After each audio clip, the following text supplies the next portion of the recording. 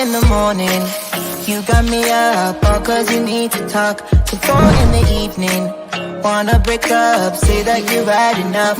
I'm tired of talking, again and again, argue about everything. You are my darling, this kiss and make up, I know you wanna touch. You call me every night, call me every day, I just wanna get you alone now. Trust me when I say, we gon' be okay, we just gotta boom bada boom ba. I don't wanna fight, you know that I'm right, baby let me talk to your body. We gon' be okay, hear me when I say.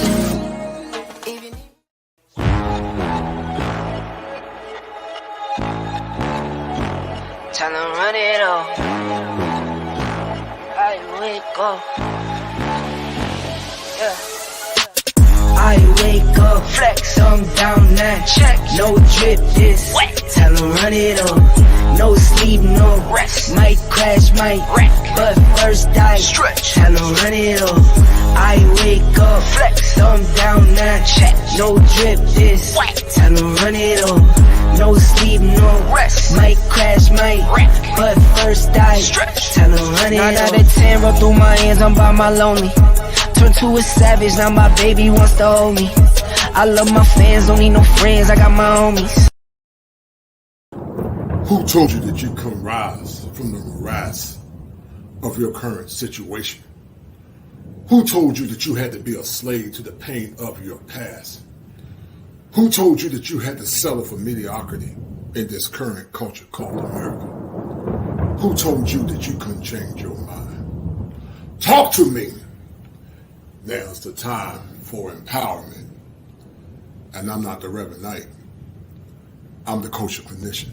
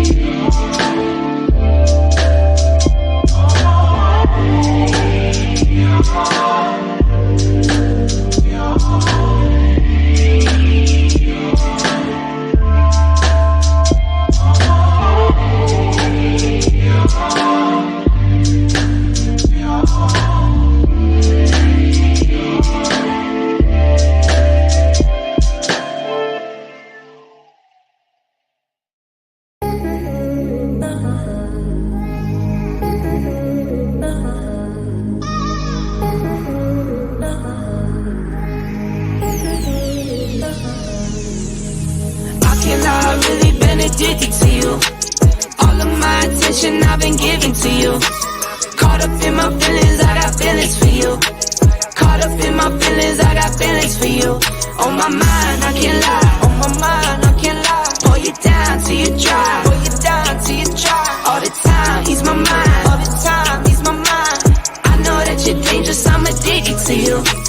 I might rent the Lambo and go drive it like it's stolen. I've been living wild, I'm just going through the motions. Stumbling out the Uber, grab my hand, gave me the notion. Swimming in your water, but it feels just like the ocean. I can't lie, I've really been addicted to you. All of my attention I've been giving to you. Caught up in my feelings, I got feelings for you. Caught up in my feelings, I got feelings for you. On my mind, I can't lie. On my mind, I can't lie. Pull you down till you dry. Pull you down till you dry. All the time, ease my mind. All the time, ease my mind.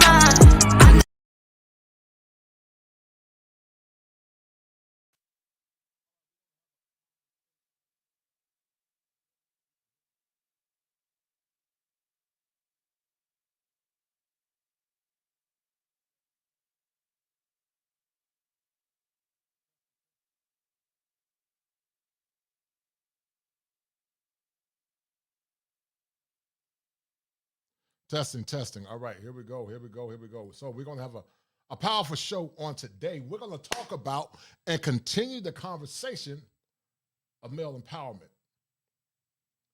Some of you guys might ask, why does a licensed therapist care about the avocation of men, but also, most importantly, black men?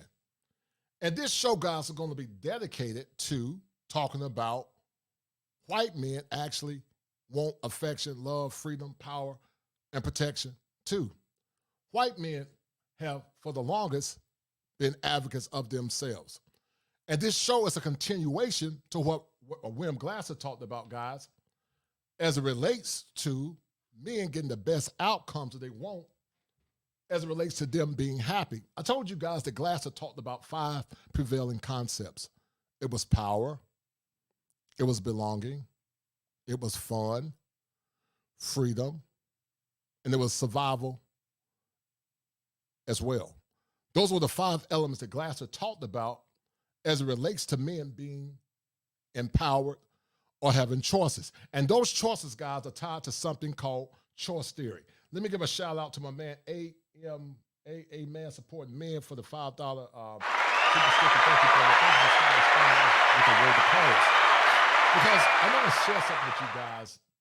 Anytime black men, or all men for that reason, begin to talk about empowerment, they're going to be detractors. You know, many times, some of the women don't know it, but I do certain things intentionally to see if the ones that are watching are actually loyal. I had a show yesterday, guys. I'm going to show you guys because I believe in being transparent. And, you know, the show that's talked about when you're in Brazil, should you watch your 6? And it basically means you should watch your back. But there's something about the word Brazil that causes many to have what's called a schema affliction. You know, because I'm an advocate for men living their lives on their own terms. I'm an advocate for men living their lives and doing things what's best for them. To the women that are listening, I've said it several times. If a man can find his uncovered gem here in America, then he should get his wife from here. But according to the census, many men feel like the percentage of quality women here in America is slim to none. Some say less than 20%. Some say less than 15%. So why should men waste their time in a wasteland when they could travel abroad potentially and do what some white men are doing? Because white men are saying the same thing. It's not a black really or white issue. It's really a cultural and a Western problem where white men, black men, and other groups of men are saying that they are tired of the choices that they're having here in America due to the caustic system, due to entitlement, due to narcissism, and due to a myriad of different issues that are detriment to the psyche of a man. But I want to show you guys something because I believe in being transparent. And it is more or less attests to what I've always known. There's some people that come into our spaces are not genuine. They have their own agenda. So This is a quick clip of a show that I did yesterday, and you guys see it, right here. Minus 2 subscribers, and didn't say anything wrong, didn't say anything out of the way, but basically what these women are doing, guys, they're basically proving my point. When a woman really loves a man and wants the best for them and comes into a relationship to serve, honor, respect, and obey him, she wants him to be happy. I get it. Some women that are listening are more or less scared because they feel like if our men go abroad, then that leaves them without a man. But watch this. What are you willing to do to compete for that man? Do you think a man is going to just fall from the man tree? What are you willing to do to compete for a good, righteous man? What are you willing to do to compete for an honorable man? It's rare to find good sisters like Miss Parker back to basics that I feel is a genuine woman. I've said some things, and some of the brothers have said some things that probably have rubbed her the hard way. But guess what? She's a true soldier. Or not even a soldier, she's a true assassin. Because I like something that Mr. Palmer said. Mr. Palmer said something that was very powerful. Mr. Palmer said that I would rather have a group of assassins than to have a bunch of soldiers. And basically what Mr. Palmer said, that assassins gonna do their work regardless of the circumstance. Soldiers, when things get rough and things get tough, they fall by the wayside. And that goes back to the show or the movie called 300. They were assassins. They were willing to go out to the end. And, I don't get it because I believe in the empowerment of all people. I believe the women should be empowered as well, but black men and men in general have been so neutered in America, and their development has been arrested that anytime they say anything that's contraindicated to the status quo, people will try to silence them. But watch this, you're not going to silence me. I don't give a damn if I only have but one subscriber. I'm going to keep telling the truth. I'm going to raise a nation of good black men and good sisters that are willing to save the remnant that's left. We live in a world now because of the thinking errors and the undiagnosed mental illness that anything a person say, people get triggered. It doesn't have to be anything grandiose. The gospel say to speak the truth in love, and you can speak the truth in love, and guess what? Even when you speak the truth in love, you still will hurt some people's feelings. Because many of them are dealing with undiagnosed mental illness. They don't even realize they're dealing with it. What's right is wrong, and what's wrong is right. Because they don't want people to be free and liberated. And as I said before in the past, guys, it's not that men don't want to deal with women here in America. They're saying that quality is hard to find. And so you would think if quality is hard to find, that some people would do what's called a corrective course of action. That corrective course of action would be to be the best version and the best woman that you can be to get the kind of man that you want so that he don't have to go and travel abroad. The Ingram experience said something that's very powerful. He called it relationship capitalism. Think about it, guys. I want you ladies to think about it too. What person in their right mind would pay for something that's not going to give them a high return on their investment? What person would pay the top dollar if they're not going to get a high return on their investment? As a licensed therapist, one of the keys to clinical social work is the right to self-determination. The right to self-determination means to live your life unapologetically on your own terms. There are clients that I deal with that over time we're not good matches. So because we're not good matches, guess what? I say I'm going to discharge you or allow you to live your life on your own terms. I told you William Glasser talked about a concept called choice theory that's tied to reality therapy, which is part of what's called psychoanalytic therapy. And because many times in the black community, we don't value the importance of therapy, we tend to minimize things due to what's called unconscious pathologies. And because of those unconscious pathology, guys, many of you have conditioned yourselves to be nice guys. You don't speak unapologetically masculine. You don't tell the women the truth. You tell them what they want to hear. And I'm a firm believer that true men tell the truth. They speak the truth in love. They don't lie to our women just to get subscribers. They don't lie to our women just to get between their legs. They don't lie to our women just to get money. April Mason said it, and even though I'm not a fan per se of her, but what she said is true. She said the only thing you gotta do to more or less fool our women is lie to them. Tell them what they want to hear. And I can't do that because that's not kosher. But before I continue this dialogue, I'm going to send a special thanks to my man Jay Parr for the $15. Thank you, brother. And I'm going to send also a special thanks to my dear friend, my colleague Secretary Chocolate, and my dear friend, my favorite YouTube creator, Fire for Your Mind. No doubt, love. Fire for your mind. Fire for your mind. The kosher Fire mission. for your mind. Harriet Tubman said, I could have freed a lot more if they didn't already know that they were slaves. To the 14 people that are listening, I need you guys to share the content. Get the likes up. Share the content. Get the likes up. I'm grateful to the people that have donated.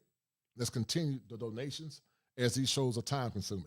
I didn't get to bed till about 2 o'clock last night. We got a good show coming up tomorrow with my man El Guapo. So we got some good shows coming up. So I want to thank all the people that are serious, that have held me down while I've been on this sometimes very turbulent YouTube journey. Because guys, what you're seeing, once again, they say that they love you, but if they really love you, they will want to see you happy. Because love is not selfish. The gospel said that love is patient, love is kind. And love does not seek to aggrandize itself. Love is self-sacrificing. And so we can say it over and over again in so many ways.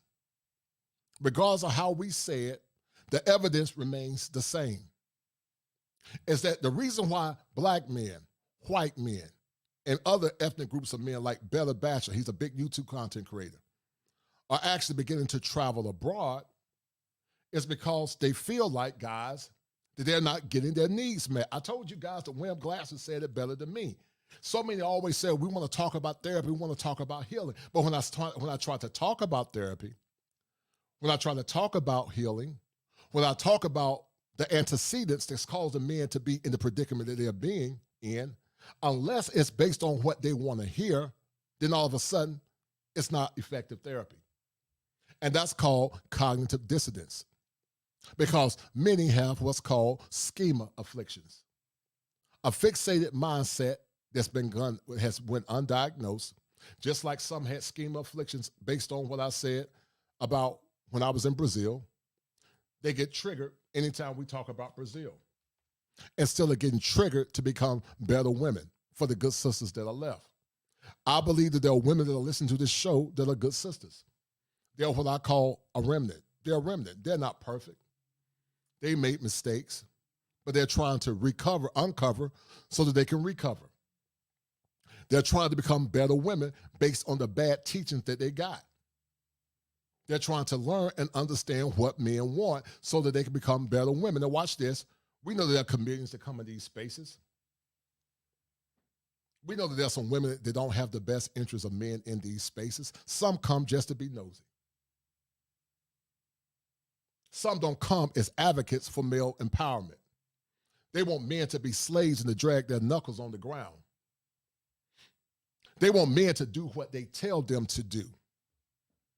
They want do boys. They don't want masculine men. But watch this. Masculine men bow to no one. Masculine men are willing to die for what they believe in. Masculine men understand that the journey to success is not always easy. So right now, what we're going to do what's called a shaping. I only want to deal with people that are going to support a movement of male empowerment. If we empower our men, we can empower our women. If we empower our women, we can empower our communities. Because when you empower your man by protecting his ego, watch this, he's going to turn around and protect you. which is your physicality. If you protect his ego, then he will protect you from a physical point of view. But you don't want to protect his ego. You want his servitude for free. You don't want to keep yourself looking good. You want his servitude for free.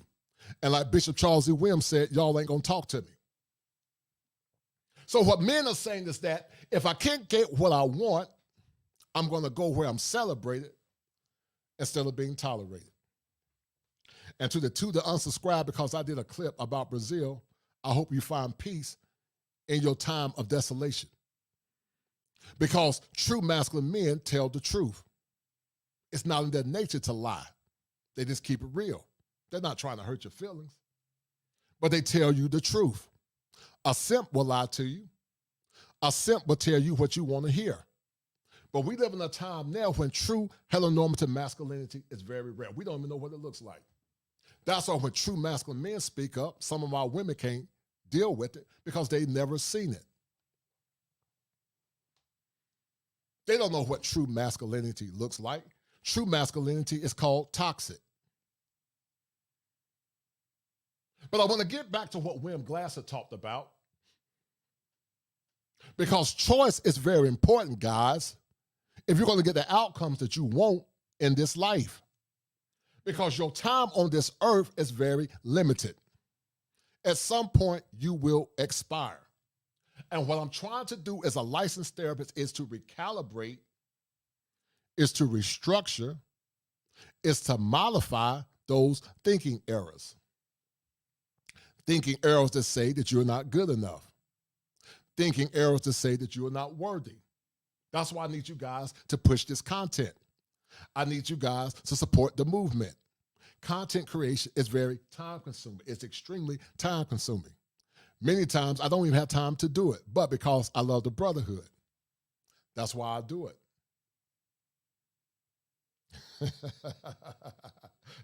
Shout out to my man, Jay Perry. Jay Perry showing love on me. He said, thank you, man. I love you for that, Jay Perry. Thank you, man. Much love and blessings, man. We're going to have a powerful show on today. We're going to talk about Robert Glover's Mr. Nice Guy, but then we're going to talk about Better Bachelor. There are men out here that are listening that are single men. You realize since you're single that you are a better bachelor. You realize that while you're in your singleness, that you're a better bachelor because you're beginning to love yourself. You're realizing that you're not going to tolerate what you tolerated in the past. And so, guys, you know, on the thumbnail, the Better Bachelor calls himself the Joker. But here's the caveat. The joke is on a lot of people. The joke is on some of the women that are listening, because what you think that men are going to continue to sit by idly and not take things by force. I'm going to wake up as many brothers as I can while I'm here on this earth. I'm going to wake up black men, white men, Asian men, Latin men. I'm going to wake them all up. Because I'm going to say it again. When men are empowered, then they can protect our women. I'm going to say it again. When men are empowered, then they will protect our women. If you protect his ego, he will protect your heart. If you protect his ego, he will provide for you. If you protect his ego, he will protect you. But you got to protect his ego. And guess what? It ain't free. And like Bishop Charles E. Williams said again, y'all ain't going to talk to me. Let me give us another special shout out to my man, the Hobbit. You know what, Hobbit? I was thinking about you today, brother. That's my little Leo Hobbit, man. I was thinking about you today, Jay Narc. I love you, brother, the Narc perspective.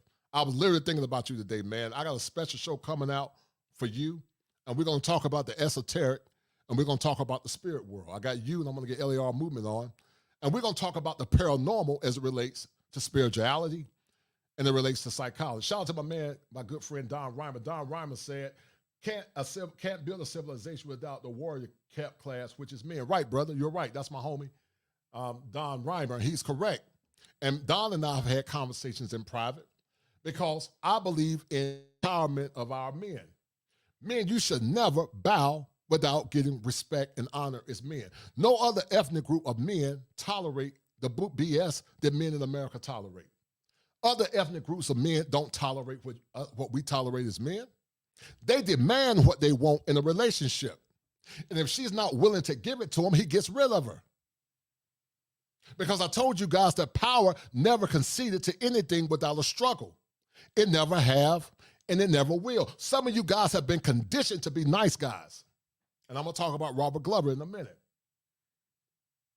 You guys have been conditioned to be nice guys. Black men and white men, Asian men, and Latin men have been conditioned to be nice guys. And really, guys, nice guys are not really nice. They're fake. Nice guys, ladies, are passive-aggressive. Nice guys don't really tell you what they really mean. Nice guys will hurt you when you don't get what you want. Because many were raised by their moms. They don't know any better. And the women sometimes don't know any better to raise them. Because they raised them based on how a woman should think instead of raising them based on how masculine men think. Masculine men are totally different than males. I'm going to say it again. Masculine men are totally different than males. I'm a male man. I'm a masculine man. I don't care who it is. It's not a man on this planet that I feel like is better than me. Are there some men that can beat me physically? Yes. Are there some men on this planet that I can beat physically? Yes. But when it comes down to my confidence and my swag, I don't feel like nobody can see me when I apply myself. Call it arrogance, call it cocky, call it what you want to call it. That's how I feel. Because the proof is in the pudding. So to the women that are listening, when you come into the kosher clinician, I believe in being kosher, which is pure, fit, and proper. It's unclean. It's clean. It's organic. It doesn't have fillers or GMOs in it. It's real. As a therapist, we have to tell the truth. As therapists, we have to confront. And I'm going to confront some of you men as well. Because you can't get what you want in a relationship until you begin to understand what men want. Men have standards, the ones that are truly masculine. Men have desires, the ones that are truly masculine. But they have been saboteurs of their own ignorance because they've been conditioned to settle for less. But watch this. The chick that's 500 pounds, she's not selling for less. The chick that got 5 kids by 5 different men, she's not selling for less. Because she feels like that she deserves better than you. You got good brothers that are making good salaries, single with no kids, and they can't even find a woman to put in their house. But you expect me to sit back as a licensed professional and not give these men empowerment? How is that the right to self-determination to live their life on their own terms? Who's speaking up for the voiceless? Who's speaking up for these young men that are suffering in silence? You can't build a nation without the warrior class. You can't get protection until you protect our men. But see, some of you have been so conditioned to think men are the enemy that you forget all the good things that men do. In the pursuit of war and the pursuit of power, many times men put their lives on the line for women and children. You don't see women stopping by on the sidewalks to help men fix their cars when we're broken down. When men don't have jobs, when men don't have homes, they got to figure it out on their own because nobody comes to protect them. So guess what? I'm going to give these men choices based on what William Glasser said. Because William Glasser said that there are unconscious things that impact the efficacy or the functioning of a man. Men want power, they want to belong, they want to survive, they want freedom, and they want love. But many are not getting it because they've been conditioned to think that they're less than. And you got a lot of men that are simps. They're ashamed masculine men to speak out because they don't know any better. They're simps. They think that they're supposed to serve the queen bee. I did a show on that the other week, a couple of days ago. Serving the queen bee. They think they're supposed to serve the queen bee. They don't think they have no inherent worth. They will challenge a man that's 6'6" with shoes on to a fight, but they won't even challenge a woman because they are simps. They'll challenge a man that technically could knock them out if I wanted to. But they won't challenge a woman, though, because they're simps. They're simps. Viciously. Shout out to the Engelman spirits. Let me read some of these comments, guys, because I got some fire for y'all. I got some fire for your mind on today. Fire for your mind. The kosher we'll be talking clinician. about the ego and the disenfranchisement of the brotherhood. And guys, that show is going to be talking about that there are people in this movement that don't have your best interests. There are some women that come in these spaces, they don't really have your best interests. Eventually, they really fall off because they're not genuine. So you got two types of women in these spaces, the ones that are genuine and they're trying to learn, and you got the nosy ones that, are trying to be manipulative or cause chaos. But guess what? I'm watching you. And I'm going to keep telling the truth because that's the right thing to do. I'm going to raise subscribers and get subscribers that are loyal, but they want to see true change. And the same people that have been holding me down, they have remained loyal until up to this point. But we're going to talk about the rise of the nice guy. We're going to talk about the beta male revolution. Shout out to Alan Roger Curry. And we're going to talk about the Better Bachelor. He's a big-time YouTube content creator because the Better Bachelor is actually talking about, guys, how to be a better bachelor. And see, what people don't understand is this. Many men, once they get divorces, they're not trying to get married again because they don't see the benefit. Being a man is hard. It's hard being a man because nobody don't give a damn about you when you're broken down along the road. Nobody don't care about the silent screams inside your head. Nobody don't care about the child support you got to pay for a child that's not yours. Nobody don't care about your ego not being damn protected. They don't care. They don't care about you. They just expect you to be a damn drone or a mule. They expect you to drag your knuckles. That's what they expect you to do. But I told you guys, now is the time for empowerment. And I'm not the Reverend Knight. I'm the kosher clinician. Because I'm not here to get your money, even though I like being supported. Even though I do like the cash apps and the donations because I deserve it because it's hard work. A man should be compensated for the labor and the time that he put in. But I do it for the most part because I love the brotherhood. I love seeing our men in power. I love talking to the men in private and when they have a smile on their face. I love seeing the joy in their eyes when I help rise them up from the morass of low self-esteem. Let me read some of these comments. My man, a man supporting men said, what the funk is this? Yes, I leave most of my videos going in a different direction, but check out the one I do have up. Enjoy my simp story, no doubt. What the funk says, so many white men in European countries make the trip to Thailand for sexual needs and not getting it from the German women. Right, that's true. That's true. White men have always lived their lives on their own terms. But soon as black men say it, then you don't love black women, your mom is black. And the fact is black men love black women. They're just saying they can't find the quality they're looking for. They've been looking for a while, but they can't get what they want because the women that want to come into their lives want to tell them how to be men instead of falling in line and following their program. You can't tell a masculine man how to run his program. It's his program. If you know anything about theology, and I said this before in shows in the past, there was a man by the name of Nicodemus.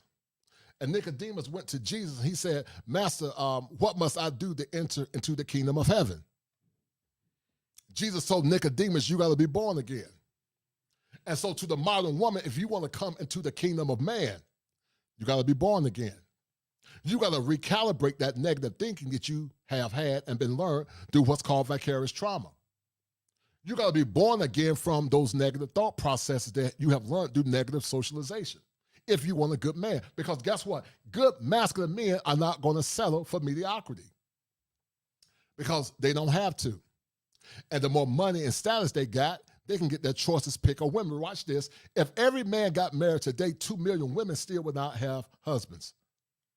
So when I'm talking about men going to Brazil, Thailand, I'm not talking about that to try to make sisters feel bad. I'm talking about it because I want women to step their game up if they want good men. You can't get a man just for free. You tell me anything in this world that you can get for free that's quality. You think this studio that I got, this mic that I'm using, this mixer that I'm using, all this stuff was free?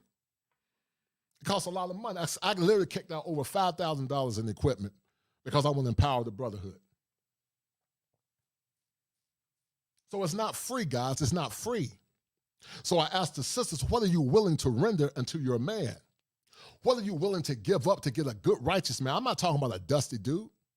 I'm not talking about a Raekwon or a man that's not worth a damn. I'm not talking about dusty men. I'm talking about good, average, hard-working men. And then after the good, hard-working men, I'm talking about top-tier men as well. What are you willing to render unto that man to get a top-tier man? What are you willing to render? All right. What the Funk said that or white women in these countries, the amazing topic absolutely about nice guys lose their mind when their feelings are hurt. Right. Shout out to my man, the Top Gun. He's my homie. Top Gun said,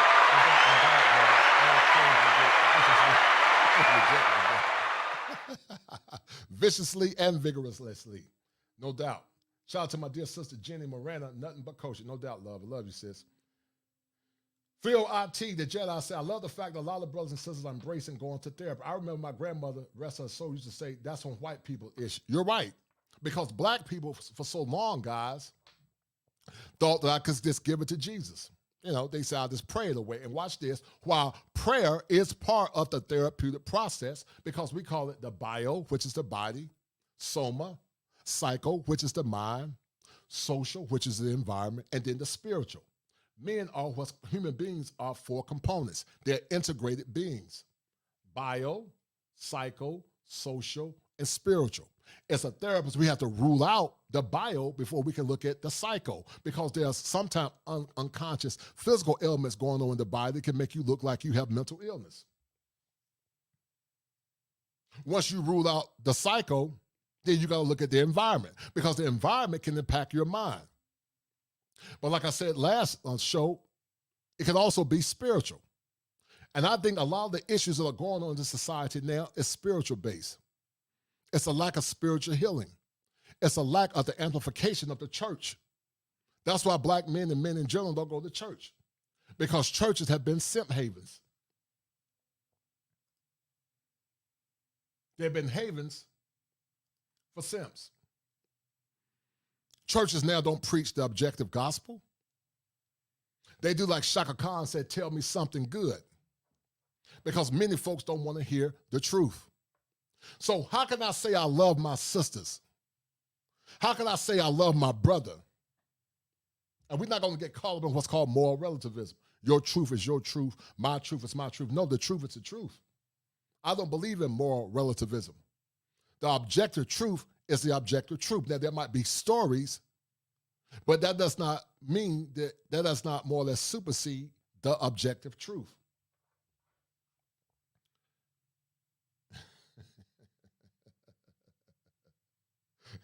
Viciously, I'm loving this word. Yeah, I know you guys love. You guys all love it. Shout out to my man Barry Hamilton. He said, I find define and constant challenge to men, masculine from black women off-putting. Right. What the Funk said, absolutely true. It's just like Eddie Murphy clip where he would speak on how women will argue a man down until he submits and say okay and punks out. Right, not me. I'm not going to punk down. I'll just get rid of you or just ignore you. Shout out to What the Funk again. He said, you can get the... Okay, we ain't going to talk about that. Narc said, I'm just ready for the black women to go and just go overseas.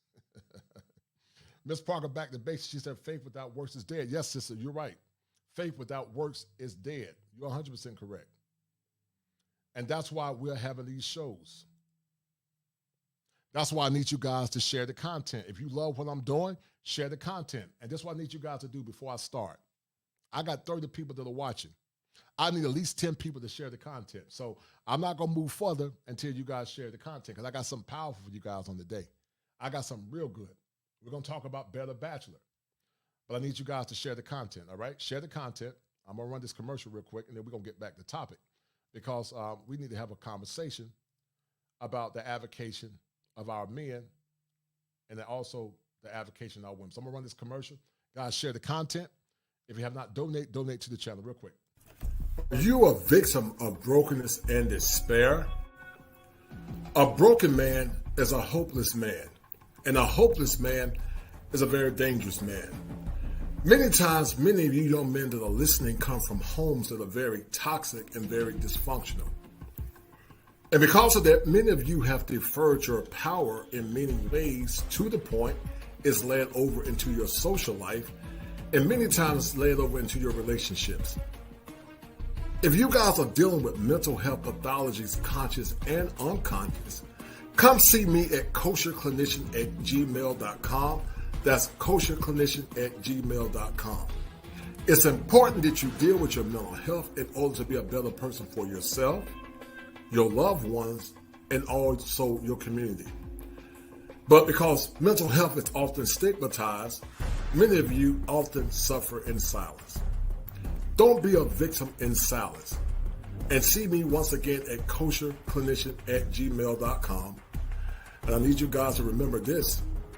If it ain't 7, it ain't kosher. If it ain't kosher, it ain't right. There are 7 steps that a man must go through in order to become an optimized male. And male mental health is one of those elements that's paramount to the functioning of a man. Be well. All right, guys. We're going to get it cracking in a minute. Thank you.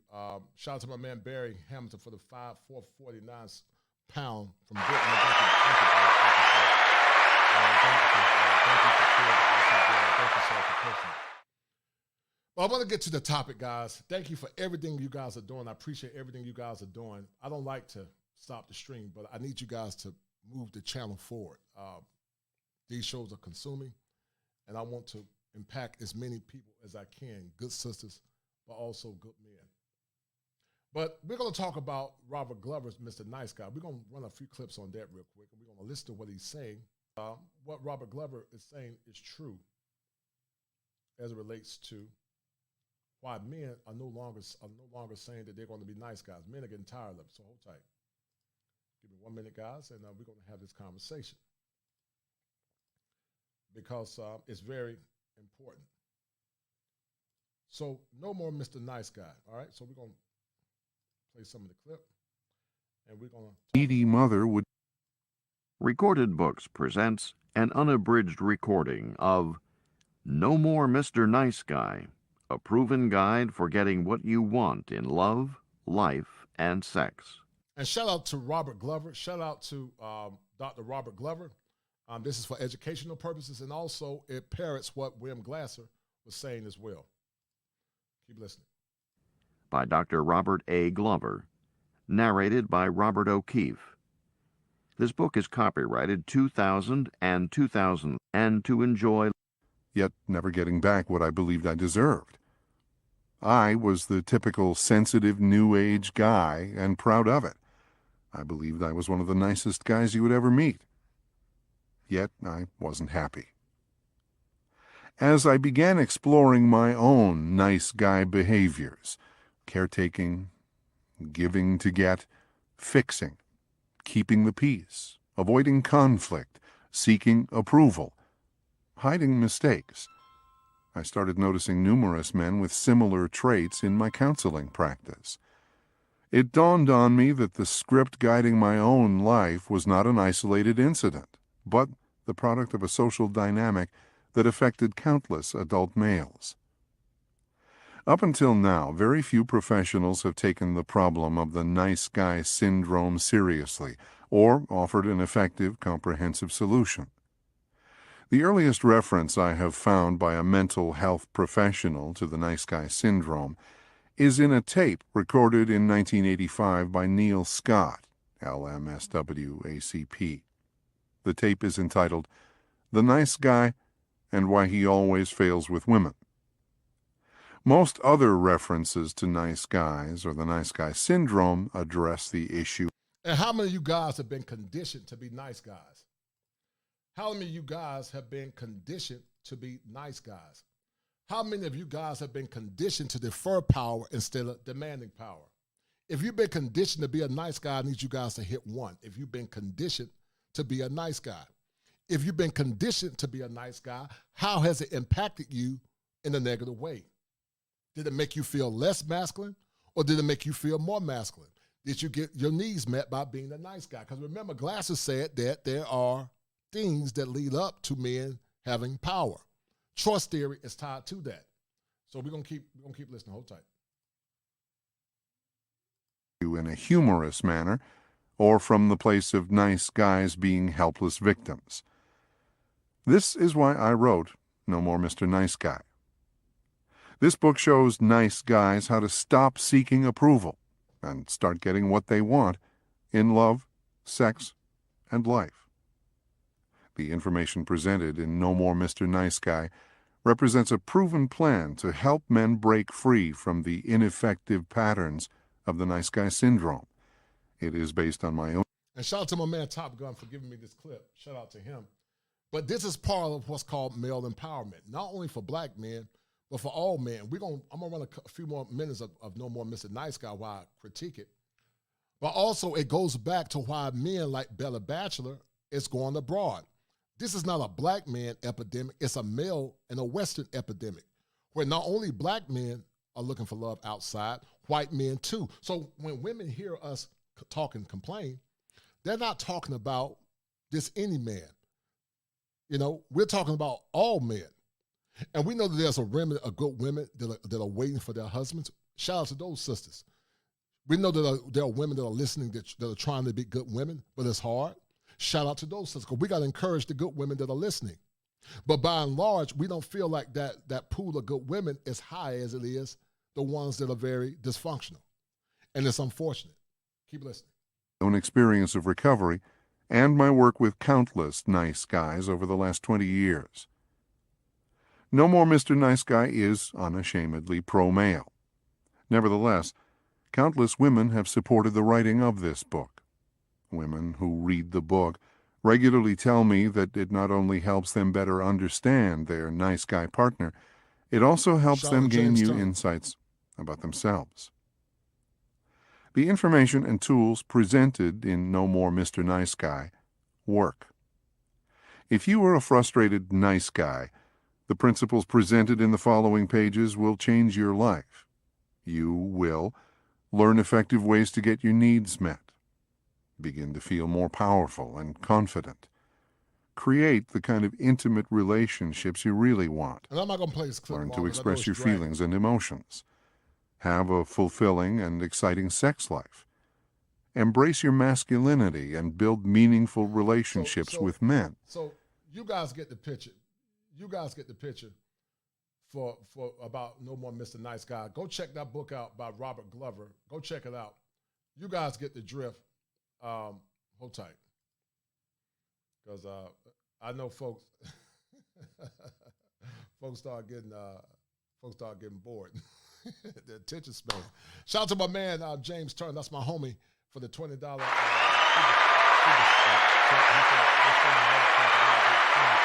your mind, no doubt, brother. Fire for your mind, because we're gonna break that Mr. Nice Guy syndrome. 2022 is going to be the year of renewal for a lot of men. We're going to break those schema affliction that so many men that are having. And so Robert Glover's No More Mr. Nice Guy is about a 6-hour book, so we're not going to play it all. But I played that clip just to give you guys a feeling of how all that ties back to what William Glasser is talking about as it relates to psychoanalytic theory, but also as it relates to choice theory. And choice theory basically says that men should have the right to choose what they want out of life, which is also tied to reality therapy. But you got to own the behaviors. And I know a lot of these terms are technical terms that many people don't understand, but I'm trying to give you guys just the basics. But so many guys have been nice guys. But they're saying now, no more Mr. Nice Guy. No longer will I be nice just to get the love of a woman. I need you guys to speak unapologetically about what you want as men. You can do it with tact if she's a good woman, but if she's disrespectful, you have to do it boldly. Because some women will try to protect their virtue at any cost. Some women will lie to protect their virtue. So as a man, it's your right to tell women what you want. But the question remains, are needs causing white men to go abroad? The Bella Bachelor tackles the topic. And we're going to jump right into it because it's 55 minutes in. And, this time goes by fast, and I can talk. I'm getting better with this talk game. My talk game is getting better, guys. And you guys make it easy for me. And so I need you guys to share the content if you have not shared it. Please share the content. If you have not donated, donate to the channel. Thank you, guys. Thank you for everyone that have donated. I love you guys. guys make this process very easy for me. Hold tight. Let me see. Where's it at? Where's it at? Where's it at? Okay. All right. Here we go. All right. Actually, I got the wrong one. Hold tight, guys. All right. Let me find this stream for you guys, and then we're going to start it. Because many guys have been nice guys, and many guys have been frustrated because they're nice guys. All right, is it showing up? Why does it keep showing me for? This is crazy. All right, hold on. All right, we'll find it in a minute. Okay, somebody said, hi, I just want you to know that whenever you play the sound effect, we cannot hear. You might want to adjust that for the future. Okay, let me turn them up. I see it now. You're right. You're right. Thank you, sir. I appreciate that. I actually had it turned down. Thank you, sir. Thank you guys for telling me about that. Man, my brain is slow today, man. On my mixing board, I had some of the things turned down. Thank you guys. I appreciate that for telling me, young man. Thank you, sir. I appreciate that. Thank you. Thanks again, Kalyan Singh. I think I said your name right. All right, so let me find. I'm trying to find this stream because I want to. Okay, here we go. I think hopefully this is it. Here we go. Here we go, guys. We got it. We finally got it. All right, here we go. All right, so this is to finish the conversation. And you have serious Libra vibes. You got two. And this is by Bella Bachelor. Shout out to him, as this is for guys. Welcome to Better for Bachelor. storytelling. This is Joker with a face for radio and a voice for print. And I've listened to Bella Bachelor. I call him the Joker because, see, the joke is on you, black men. He calls himself the Joker. The joke is on you, or is the joke on you, black men? Or is it joke on some of our women that think that black men are the only ones that are traveling? White men have been traveling for years. They're still traveling because they're traveling because they can't get their needs met. They're traveling because they feel that Western women don't meet their needs as men. And we know that women from whatever country you get it from is a woman. I've said before in the past to my critics that if you're a simp in America, you'll be a simp over abroad. If you don't learn how to deal with the mental, if you have social awkwardness here in America, you'll be socially awkward abroad. But watch this, you don't need as much swag over abroad to get a good woman. You could be a basic man and get more respect overseas than you can here in America. There's a myth, if you bring a woman back to America, she's going to change. That's a myth. Can she change? Yes, she could. But it depends on the woman, her customs, her family, and how she was raised. All that plays a big role. Every woman from abroad don't want to come back to America. But watch this. Once again, white men are looking for love abroad too because they're tired of dealing with their own women. White men have gotten tired of dealing with white women. That's why white men are going to Asian women, many.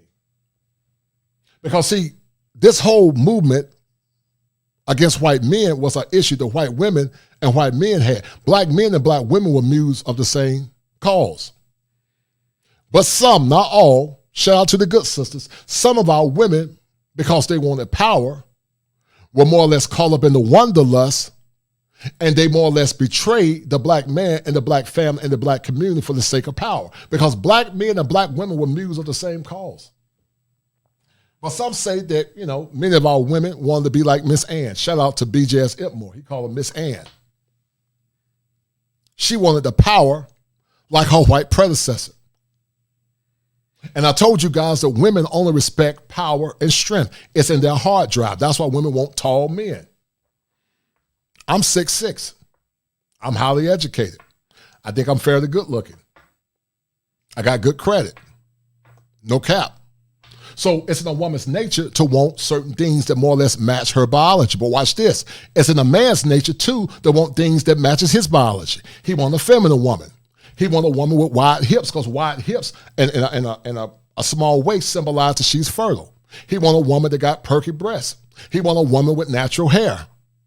He wants a woman that's soft and kind. But see, the problem is that women can say what they want, but the men are supposed to be silent and not say anything.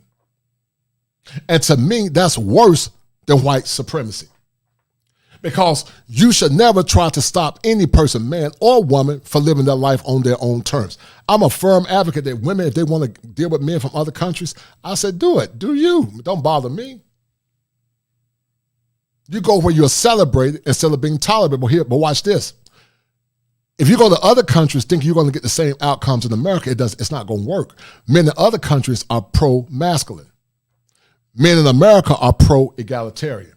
That's the difference. All right, so we're about to get into the stream. Let's listen.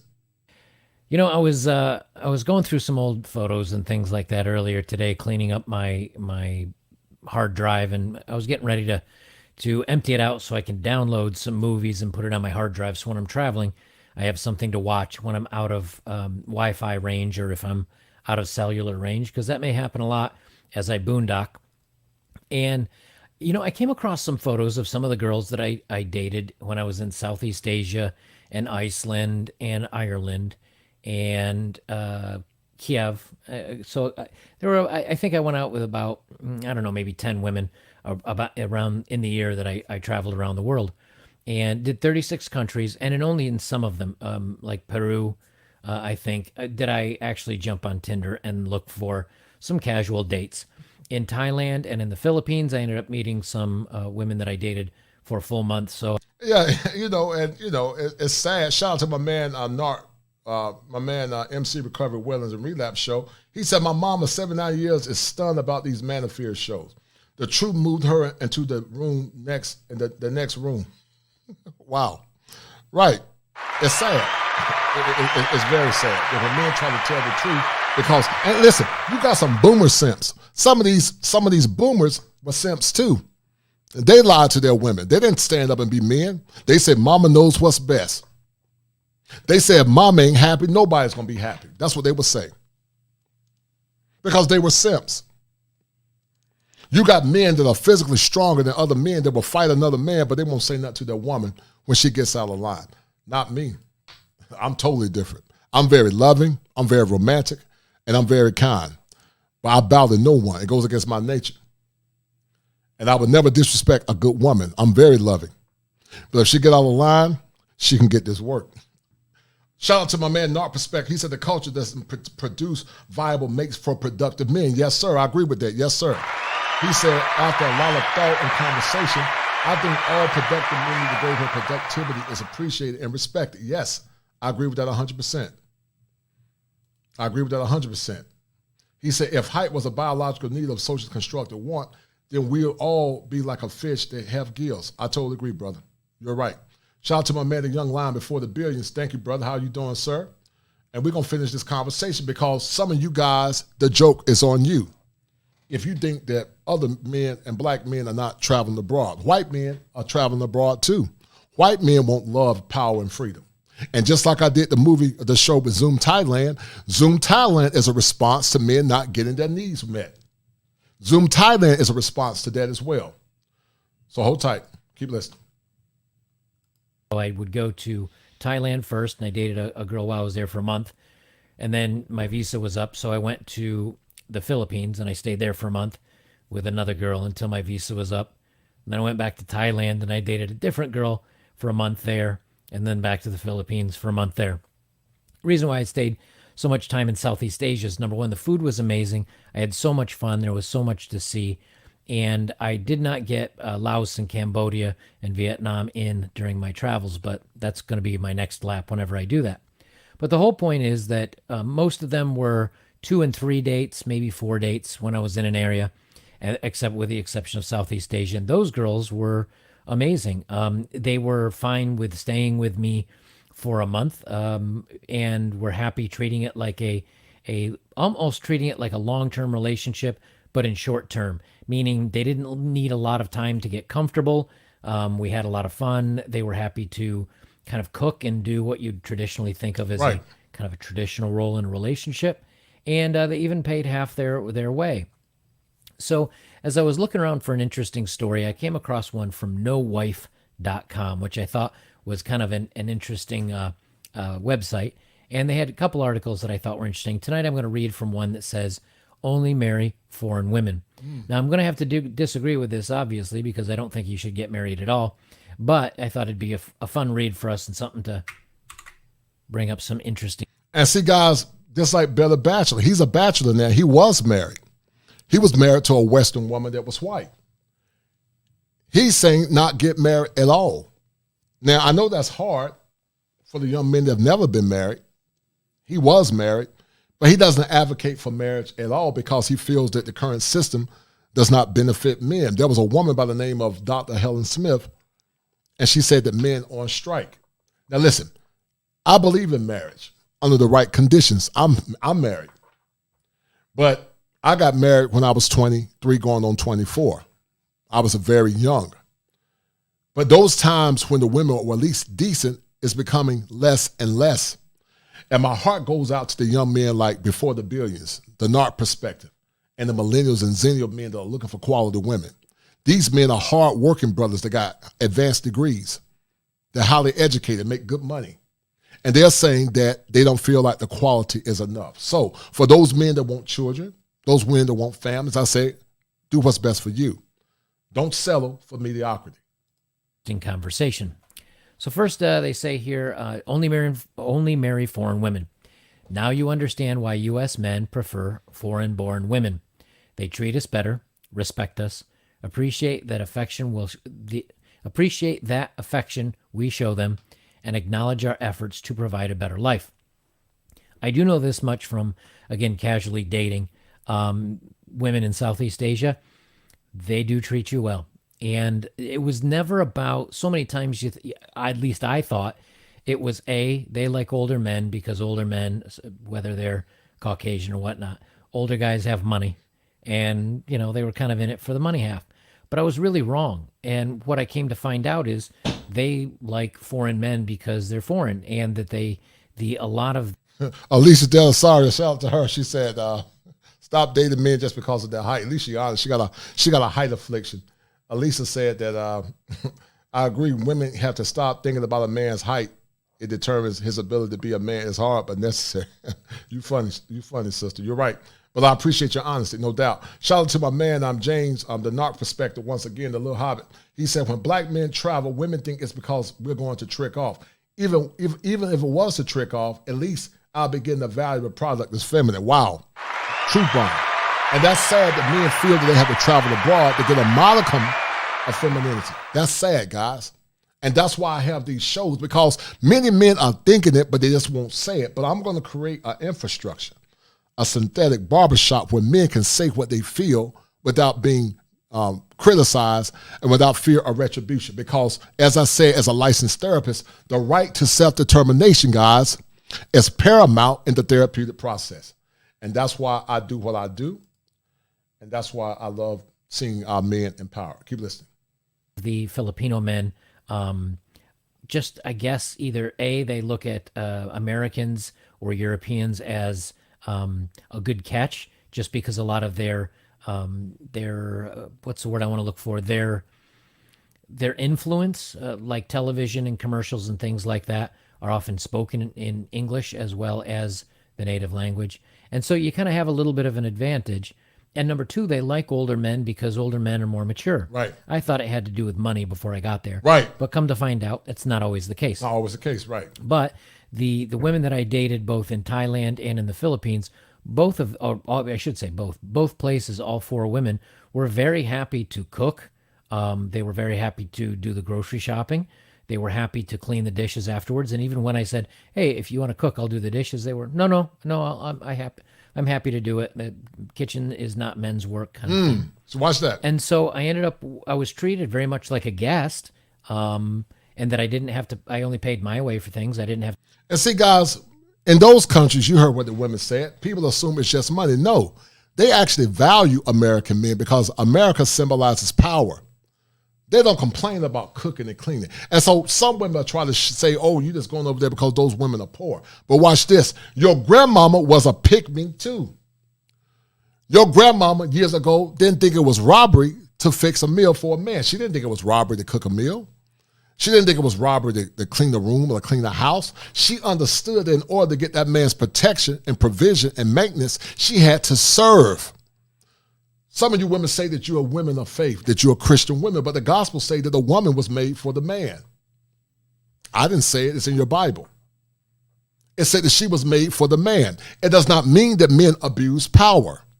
A righteous man is going to take care of his woman.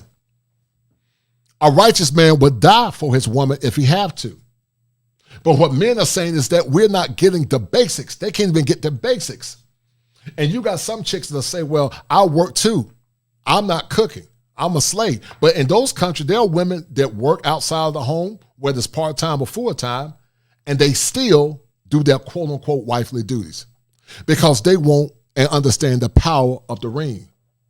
But so many of our women have been empowered to be depowered. I did a show when I first started this YouTube journey, and O'Shea Duke Jackson allowed me to talk about it. They've been empowered to be depowered. Instead of saying I'm a strong and independent woman, I'm a soft and self-sufficient woman until I get my man.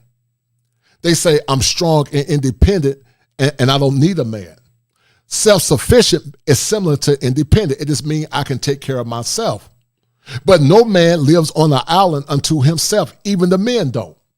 No person is 100% independent. That's a thinking error called minimization of the masculine man. No person, I'm not 100% independent. We all have a level of independence, but the only person that's 100% independent is God if you believe in him. Keep listening.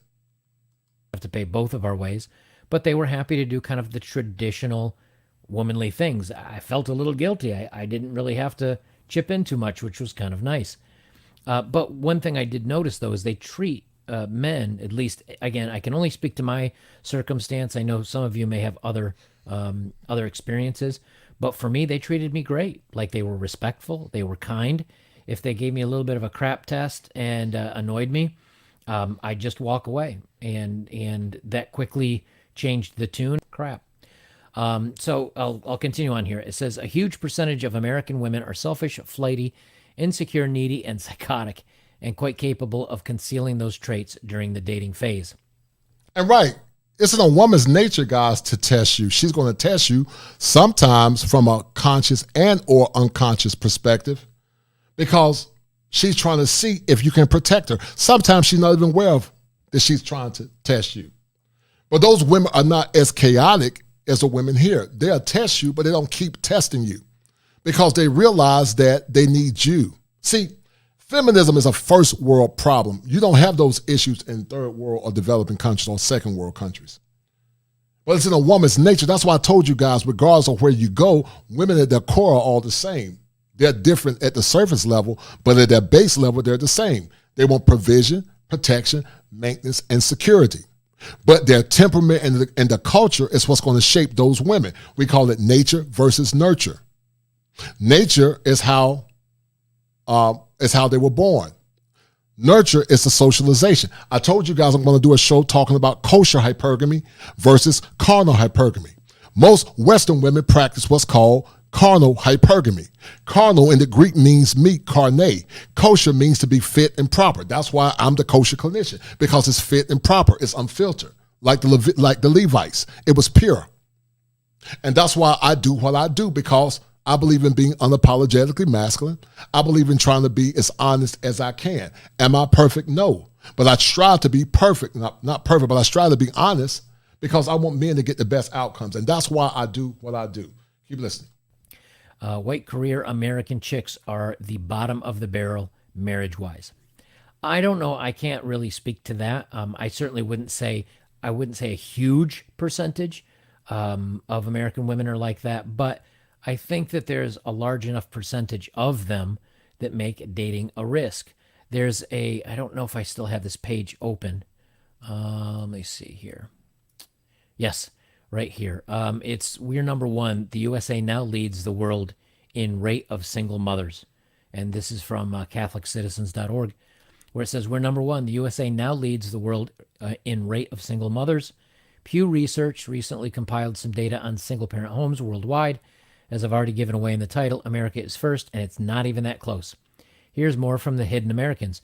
United States tops the world when it comes to raising children in a single-parent household, While there's been great economic growth in the U.S., it has an epidemic with parents not staying together and raising their kids. While many kids are born out of wedlock, over 70% of divorces in America are initiated by the wife. Those are stats we know. But interestingly here, and this is from Pew Research again, this is a new Pew Research Center study of 130 countries and territories, shows that U.S. has the highest rate of children living in single-parent households. Almost a quarter of U.S. children under the age of 18 live with one parent and no other adults, which is 23%. More than 3 times the share of children around the world who do so, 7%. In comparison, 3% of children in China, 4% in Nigeria, 5% in India live in single-parent households. In neighboring Canada, the share is 15%. But the point there being that women initiate divorce a lot more often here, and they're given custody a lot more, which shows that society is very much leans towards benefiting women more than men. And we know this here in the United States just based on social culture right now. As far as being the bottom of the barrel marriage-wise for American women, the part I can agree with is, again, that you have a 50-50% chance of divorce, and it gets higher. Second divorces are 60%, third divorces are or third marriages, I should say, are 70%. And again, you lose a huge percentage of the ability to father your kids. In other words, single mothers are like 85%. So it's not a really good statistically wise if you want to go with marriage or long-term dating to go with an American. They continue on. Foreign women from South America, Eastern Europe, and Asia are at the top. Only guys who travel, in other words, guys who are successful and ambitious enough to travel a lot, find these. Right. That's why the whole show with Zoom Thailand was so powerful. That's why that show was so powerful, guys, because with Zoom Thailand, Zoom Thailand is saying, listen, he got money. Listen, only a small percentage of men are actually traveling because it's very expensive. When I went to Brazil, that trip was over $3,500. But when I talk to my friends like James Turner is a brother, and I'm not going to put too much of his business out, but he's a man that's doing very well. So James Turner does not have to settle for mediocrity here in America. He doesn't have to. In relationship capitalism, he can go and get the best bang for his buck. No pun intended. Where did that come from? A Freudian slip. But he can get the best. He can get the best. He can get the best for the kind of work that he's put in. He deserves. Damn, that's funny. But anyway, you guys know what I'm talking about. He can get a better return on his investment. And, look at a man support, man. That shit is funny, man. That's a Freudian slip. But anyway, you guys know what I'm talking about. He can get the best outcomes that are viable. And it's not because men like James Turner and other men have not tried here in America. They're saying that I got to work. Listen, how many guys have advanced degrees like myself? Me and Mr. Turner both have advanced degrees. I have 3. And it's hard going to school over the years, studying at night, sacrificing only to get mediocrity. Where Mr. Turner and other men could travel abroad and supersede what they're getting here in America. So I say to the women that want good men, step your game up. Step your game up. Be that feminine oscillator for that man like the women in those other countries, like in Asia, like in Southeast Asia, similar to what Zoom to Thailand talked about. Because that's all part of the degreasing. As I told you guys, degrees come from like a degreaser. A degreaser is synonymous to erasing a stain. The stain on the mind of men have been impacted due to the lack of choices. They've been conditioned by their mothers sometimes, even though their mothers meant well, that they're supposed to serve the woman without expecting anything in return. In behavior psychology, it's a such thing called behavior modification, but also an equilibrium or homeostasis. It's where the man benefits and the woman benefits. In a relationship, he should benefit and she should benefit. It should never be parasitic. But what men are saying is that many of these relationships are very parasitic.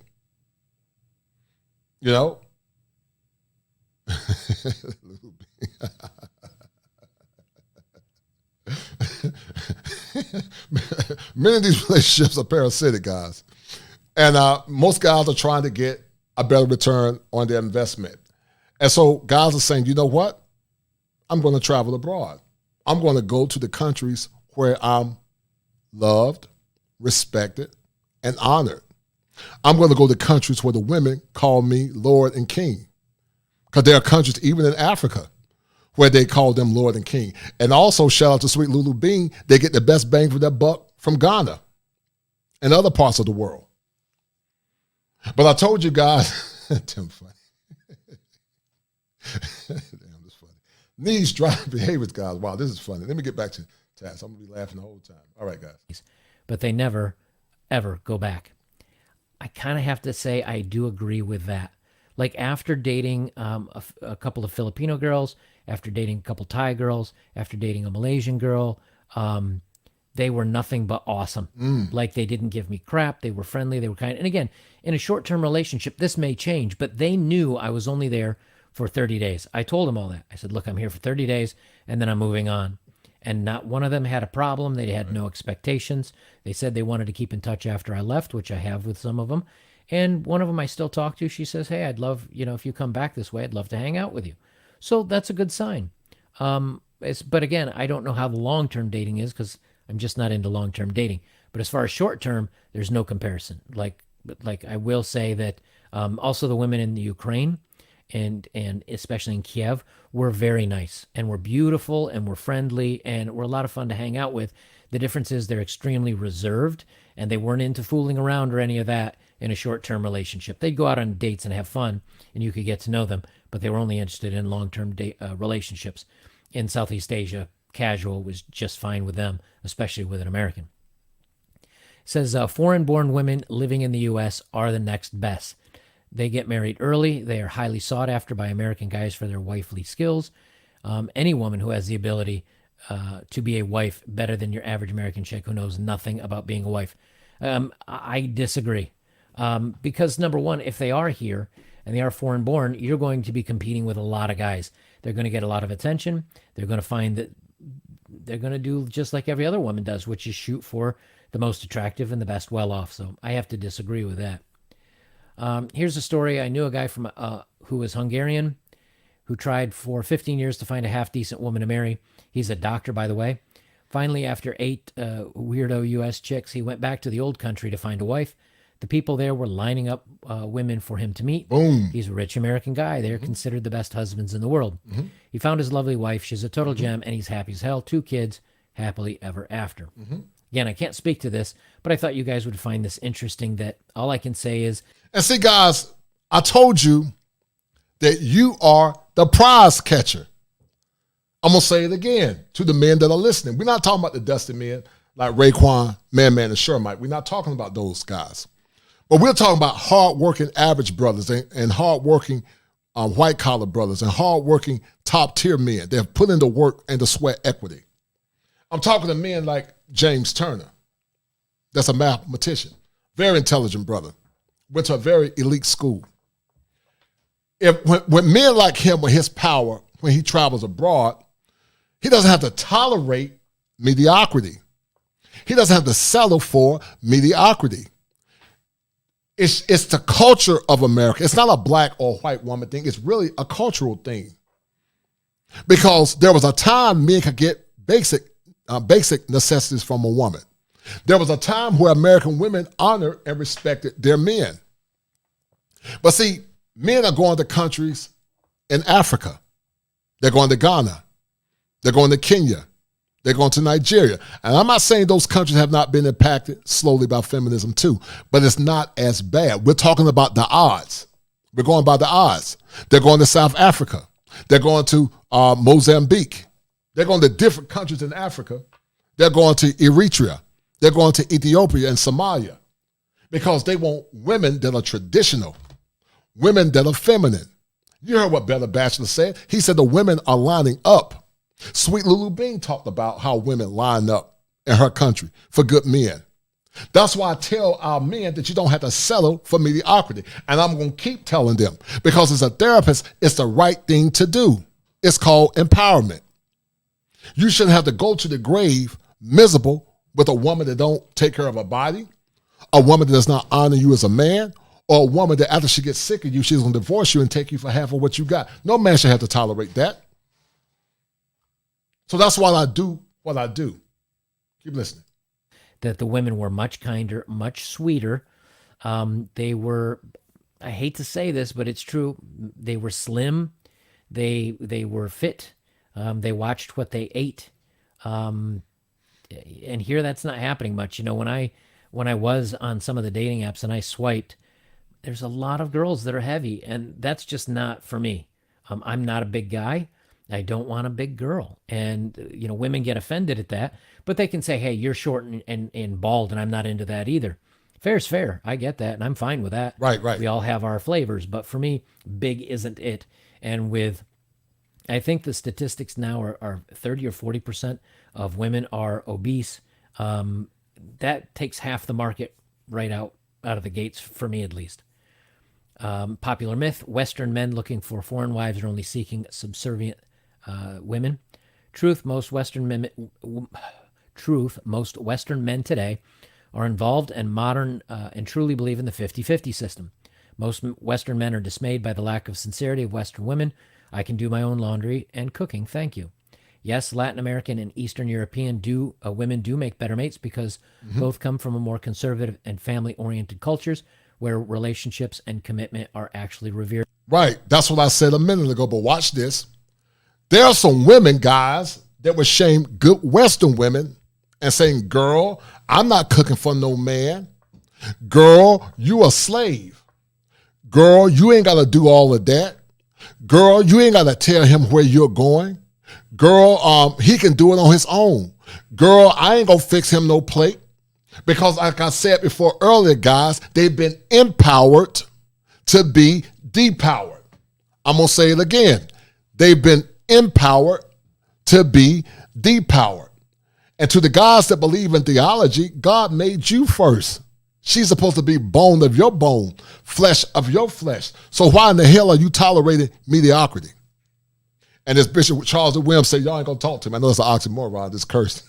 And I'm talking about Bishop Williams, but hey, I'm trying to get there. But you guys got to settle for mediocrity. Good brothers that got good paying jobs got to settle for chicks that are overweight. But you got 500-pound chicks that won't date a man that's 500 pounds. You got chicks that are broke that won't date a man that's broke. You got chicks that got kids by other men, but they won't date a man with kids. Do you see how they don't really value you? So why are you giving your best to people that don't respect you as a man? Even does not the gospel say don't cast pearls to swine? And what Jesus was talking about basically is that you don't give your goods to people that are unclean. Because the American woman, many Western women need to be degrees too, just like some of you men need to be degrees. Because they have unclean, stained thoughts. They don't value you as men. And a lot of men are saying enough is enough. That's why Alan Roger Curry wrote the book called The Beta Male Revolution. Because even the beta males now begin to say, damn it, enough is enough. And the masculine men damn gave up a long time ago. They're focused on what's best for them. And I'm going to lead that brigade. I'm going to lead men to getting what's best for them. If they can't find their uncovered gem here in America, they need to find it abroad. And I say uncovered gem because a woman is a gem. He defines a wife, finds a good thing. But watch this. He is the prize catcher. He determined if she's the prize, not her. He determined if she's prize worthy, not her. Again, I have to agree with this from just my experiences. They seem to be much more, much more evenly keeled. And so for me, that worked out quite well, perfectly. He says, I was absolutely blown away by the quality of women on my trip to Eastern Europe. Classy, cultured, traditional values. How could you ask for more? Latin American women seem to make decent wives. My friend married a hot girl from Venezuela. Sweet, beautiful, cooks, cleans, and is the perfect wife, like how American women were in the 1950s America. Right, right. See, for me personally, I don't need someone that's, now sweet is nice, beautiful is nice, cooks, maybe if we alternate cooking, I'm fine. I like my cooking. Cleans, I'm fine. But see, Bella Bachelor, even though he's a good brother, Bella Bachelor has been conditioned, to be egalitarian. Even though he's an advocate for men living their lives on their own terms, He's been conditioned to be egalitarian. That's why when men travel, when a woman fixes them a plate, they don't know what to think. They're not used to it. It was just normal for women to fix their men plates back in the days. It was normal for her to cook. She just did it because most women love doing it. A woman gets her greatest joy out of serving her husband and her family. That's her greatest joy. Many women have more or less sacrificed and more or less betrayed their own nature for the sake of careers. And I'm not against a woman getting her career. I'm not against it at all. But if you believe in family, and I say if you don't believe in family, I'm not talking to you. I'm only talking about the women that believe in family. If you believe that you like being single and you're selfish, fine. I'm not do you. I'm only talking about women that believe in family. When women serve their family and where the men are taking care of their women, I'm not talking about men sitting on their behinds not helping their women out. They get the best outcomes. But just like Bella Bachelor, he himself had been conditioned to be egalitarian, like a lot of men. That's why when women serve them, they don't know how to act. Fine doing 50-50 there too. I think, again, he says that men are looking for 50-50, but then he goes into, it's great because it's like 50s were, or American women were in the 50s. That to me seems more of the wife doing all the household stuff and the guy earning the money.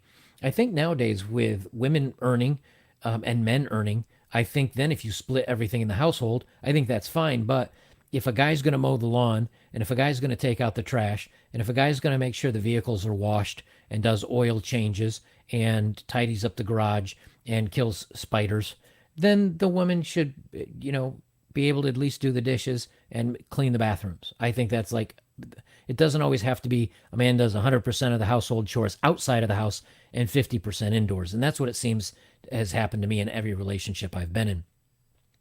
He says, as I said, it's a competitive marketplace. We're not looking to marry other men. The real world is not about what's fair, but what you can get. American men have options. American women do not.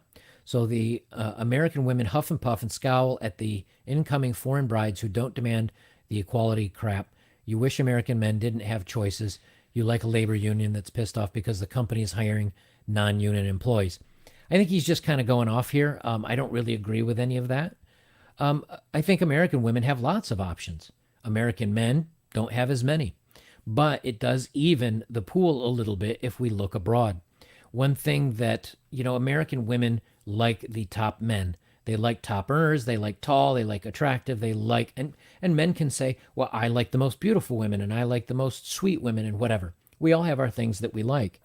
Where the advantages happen for men going abroad is I'm 5'7", I'm 40, coming up on what am I going to be this year? 48 this year. I'm 5'7", I'm bald, right? Here, that puts me, I don't know, as a 5 maybe.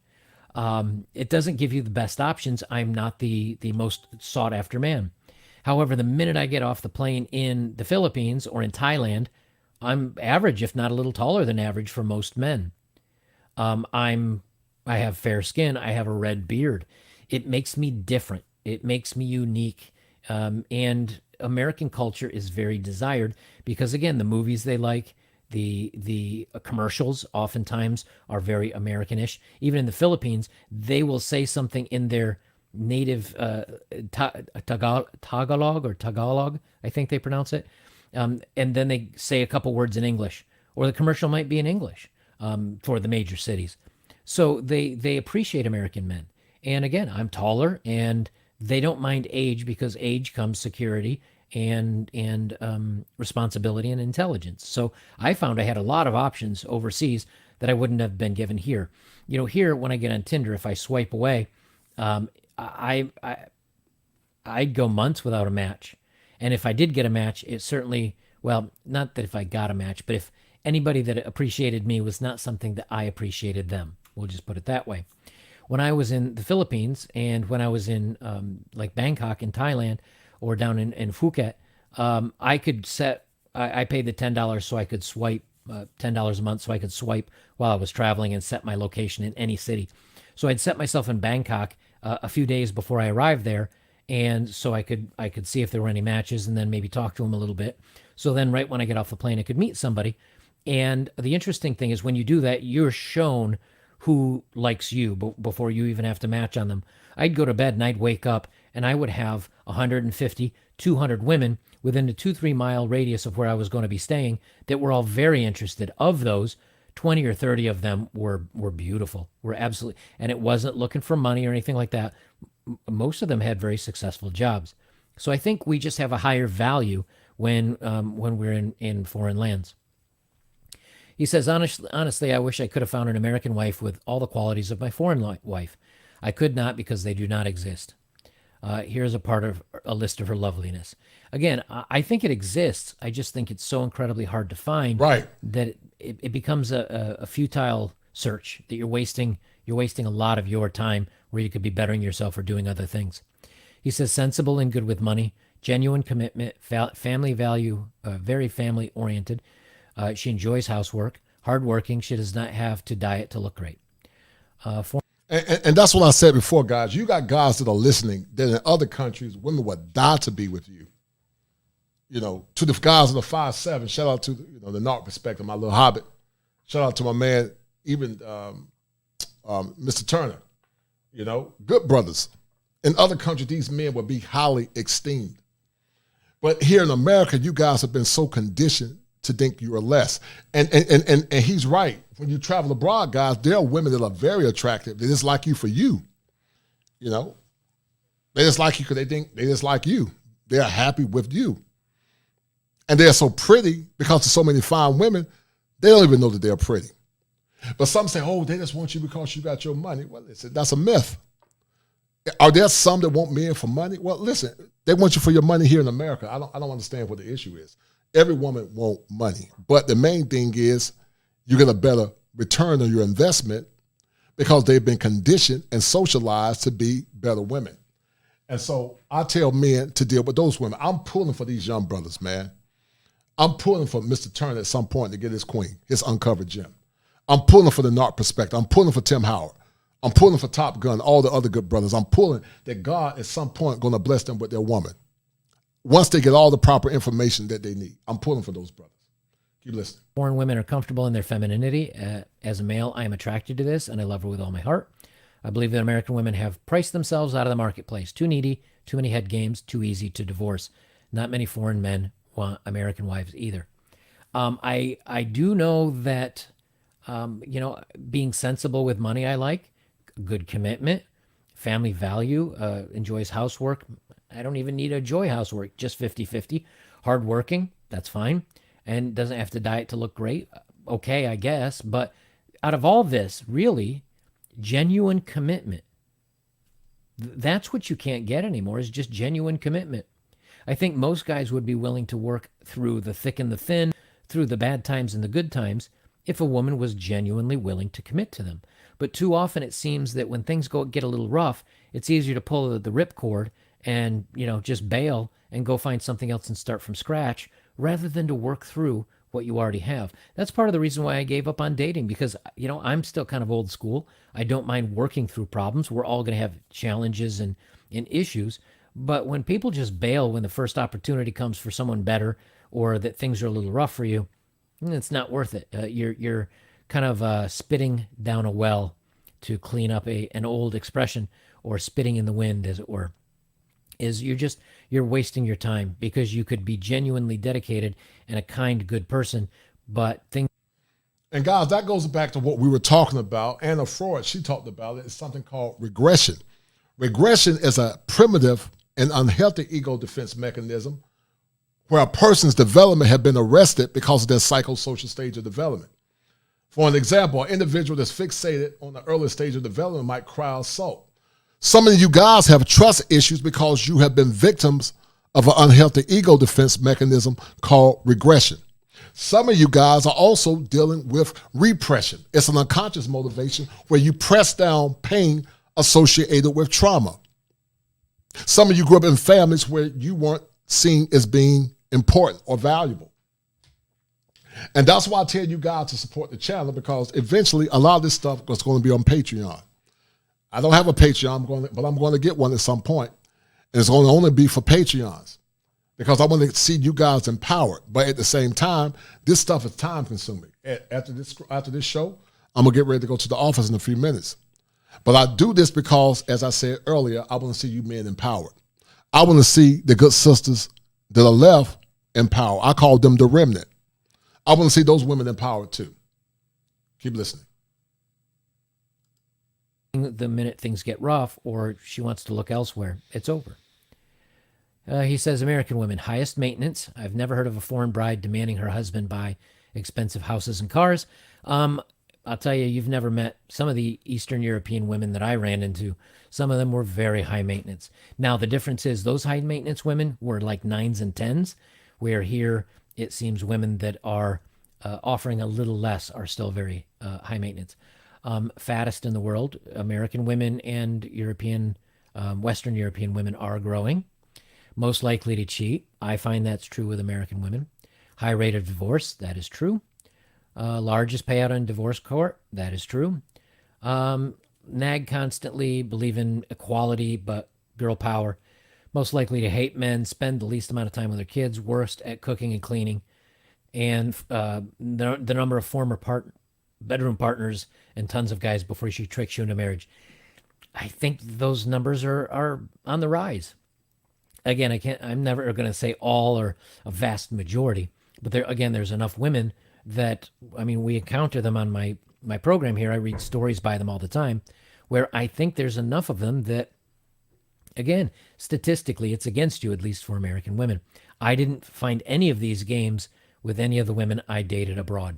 Not one. I would say the Irish one doesn't count because that was only a very casual couple days. But the women that I hung out with in Southeast Asia, and the one in Poland for a week and one in Kiev in the Ukraine, all of them were very sweet, very kind, not a lot of head games, just seemed to be more down to earth. And then they just kind of go on.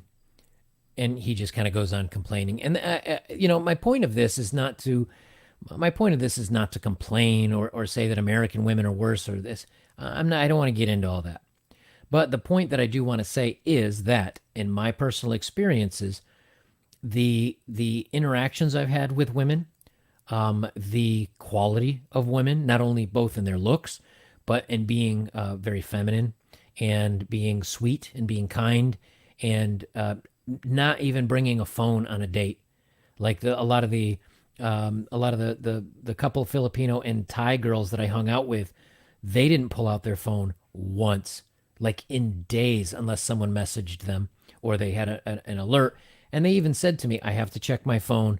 It may be work. Is that okay? Kind of thing.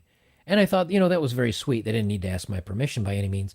But it's a large difference than, the American or European, when I say European, like the UK and Western European women and girls from Australia that seem to be attached at the hip with their phone and their life is on that phone. It was so refreshing to spend time. Shout out to my dear friend Chantel Simone. How are you doing, dear?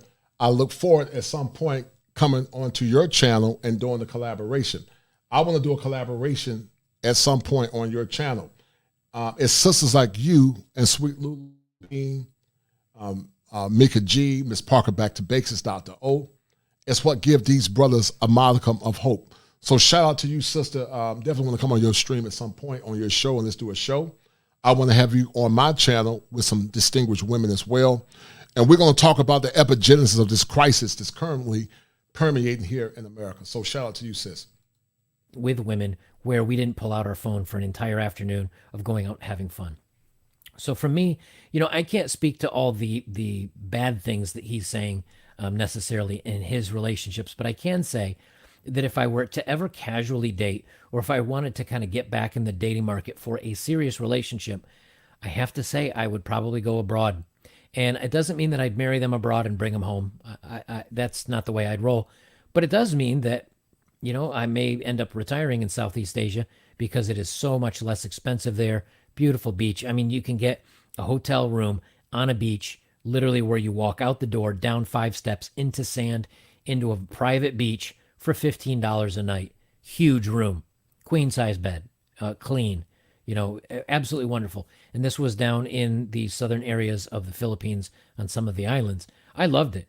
And at that kind of money, you could rent the hotel for $300 a month, never have to clean. You'd have a maid. There's wonderful food. You'd live on a beach, basically.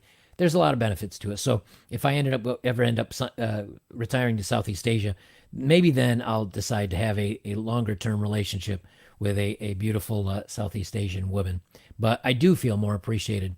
And I thought you guys would enjoy this little chat. Guys, if you want to support my work, links are below as always. And thank you very much for those of you that have recently donated. I appreciate it. Anything that you do donate to me this month, I am sending. All right, guys. All right.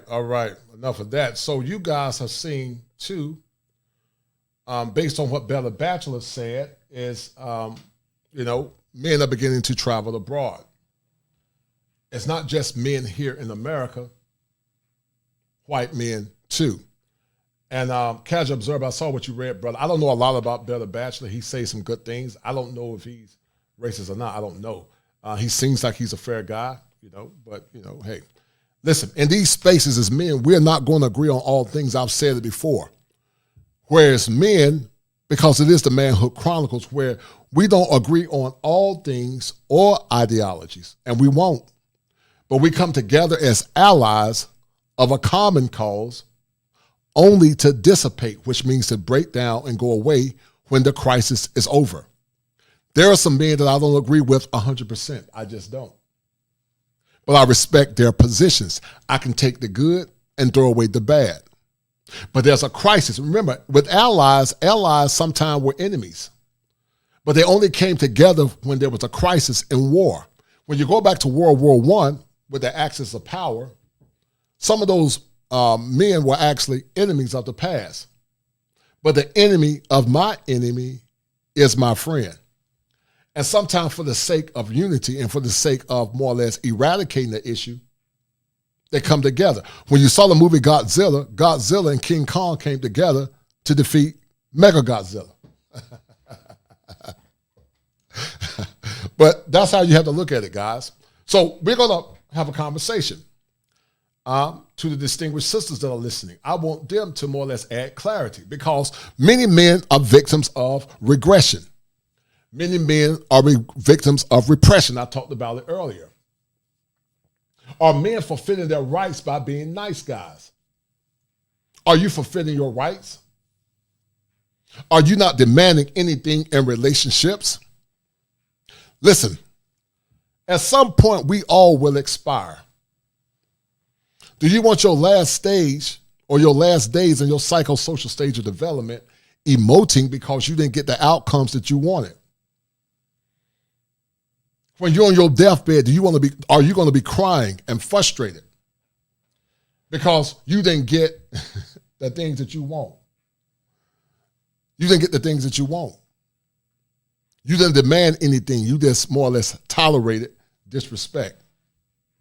And that's why I'm giving you guys these gems. That's why I'm giving you guys this fire for your mind. Yeah, the kosher clinician. That's why I'm giving you the fire for your mind. Because until you get that fire, which is symbolic of purification, until you get that fire, which is symbolic of schema, negative schema eradication, until you get that fire for your mind, you will become a slave to your past. You will become a slave to your future. You will become a slave to your present. And I want you guys to be liberated because just like Harriet Tubman said, she said, I could have freed a lot more if they didn't already know that they were slaves. And that's why we're having these conversations. If you guys have not shared the content, once again, share the content to the 47 that are watching.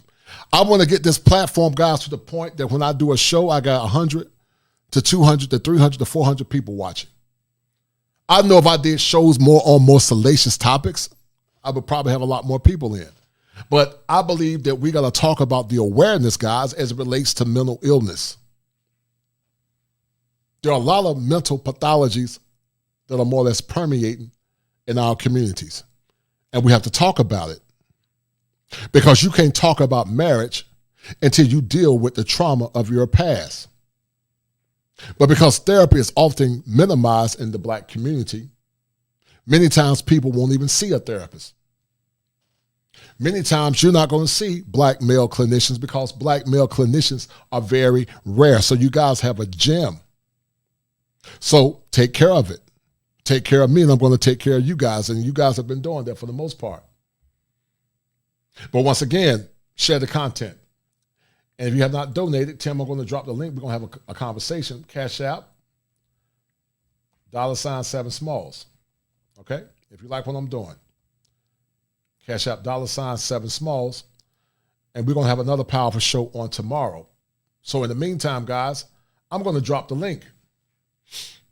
I want the men and the women to come up and talk about the epidemic of why men are looking for choices outside of the contextual framework of America. Why are men going overseas to look for quality women? Why do women have schema afflictions when men travel abroad? Why? Why are women not willing to compete for good men? Because the top tier men got plenty of women. Men that got height, status, resources, and power, they got plenty of women. They don't have to settle for mediocrity. They know what their worth is. I'm not trying to be arrogant. If I was a single man in the game, I would be a beast. Sweet Lulu Bean already told me in South Africa, I have a bunch of kosher babies. But that's that Leo ego coming out. But I'm having fun, but I'm serious at the same time. So I'm going to drop the link, guys. Tim, please blow the link up for me, brother. Please call in, guys. Let Tim laugh. Tim, we got to meet, man, at some point, man. I want to meet you at one time point, brother. You're a good brother, man. I call you the invisible assassin. Call you the invisible ninja. Never met you, man. I would love to meet you, Tim. You're a good brother. I appreciate everything that you do. I appreciate Top Gun. I appreciate all the good brothers and the sisters that are listening because there's a crisis in America. So here's the link. Here's the call in. Let's have a conversation. Let's have a conversation. When you come up, I need you to cam up. Unless I've talked to you before in the past and I know your situation. I need you not to halt the conversation when you come in. I need you to be respectful of the guests, and most of the people that come in normally do. So let's have a conversation. You got the link? Because this is a monologue, not a dialogue. This is a monologue, guys, not a dialogue. If you like what I'm doing, let's have this conversation.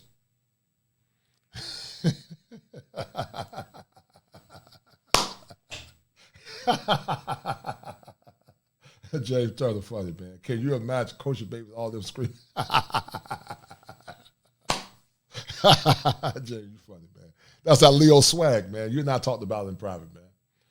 But guys, I want you to cam up. Let's have a conversation. Let's have a conversation about the exodus of why so many men are beginning to travel abroad to look for love in relationships. Is it merited? Is it because they're lames and they don't have game? Are PUAs a worth of your time, men? Should a man waste his time dealing with PUAs? Or should a man use his time on getting with women that only respect him and honor him? Doesn't it feel good, guys, to love yourself? Doesn't it feel good to look in the mirror and say, I don't have to tolerate this ish? Doesn't it feel good to have a high self-esteem? Doesn't it feel good not to care? Doesn't it feel good to say, if I'm not getting my needs want, then she's not getting anything from me? Doesn't it feel good to say, if daddy is not happy, then she ain't going to be happy? Instead of saying, happy wife, happy life. Because I believe in a relationship, the man and the woman, guys, should benefit equally. He should benefit and she should benefit. She should get her needs met and he should get his needs met. They both should mutually benefit in a relationship. But so many men talk about protection. We talk about protection. We talk about giving our women protection, but what is she willing to render unto that man? As I said earlier, is she willing to protect his ego? Is she willing to be his ride or die? Because see, so many women say, I'm not trying to fix a man. Well, guess what? Men are beginning to say, I'm not trying to fix a woman either. Why is her worth any better than his worth? Because see, we can talk about solutions all day, guys. We can say, let's find solutions, but until we get to the epigenesis of the problem, guys, we're not going to find the solution. We got to get to the epigenesis. The epigenesis is not socioeconomics. The epigenesis is the heart and the mind. That's the epigenesis.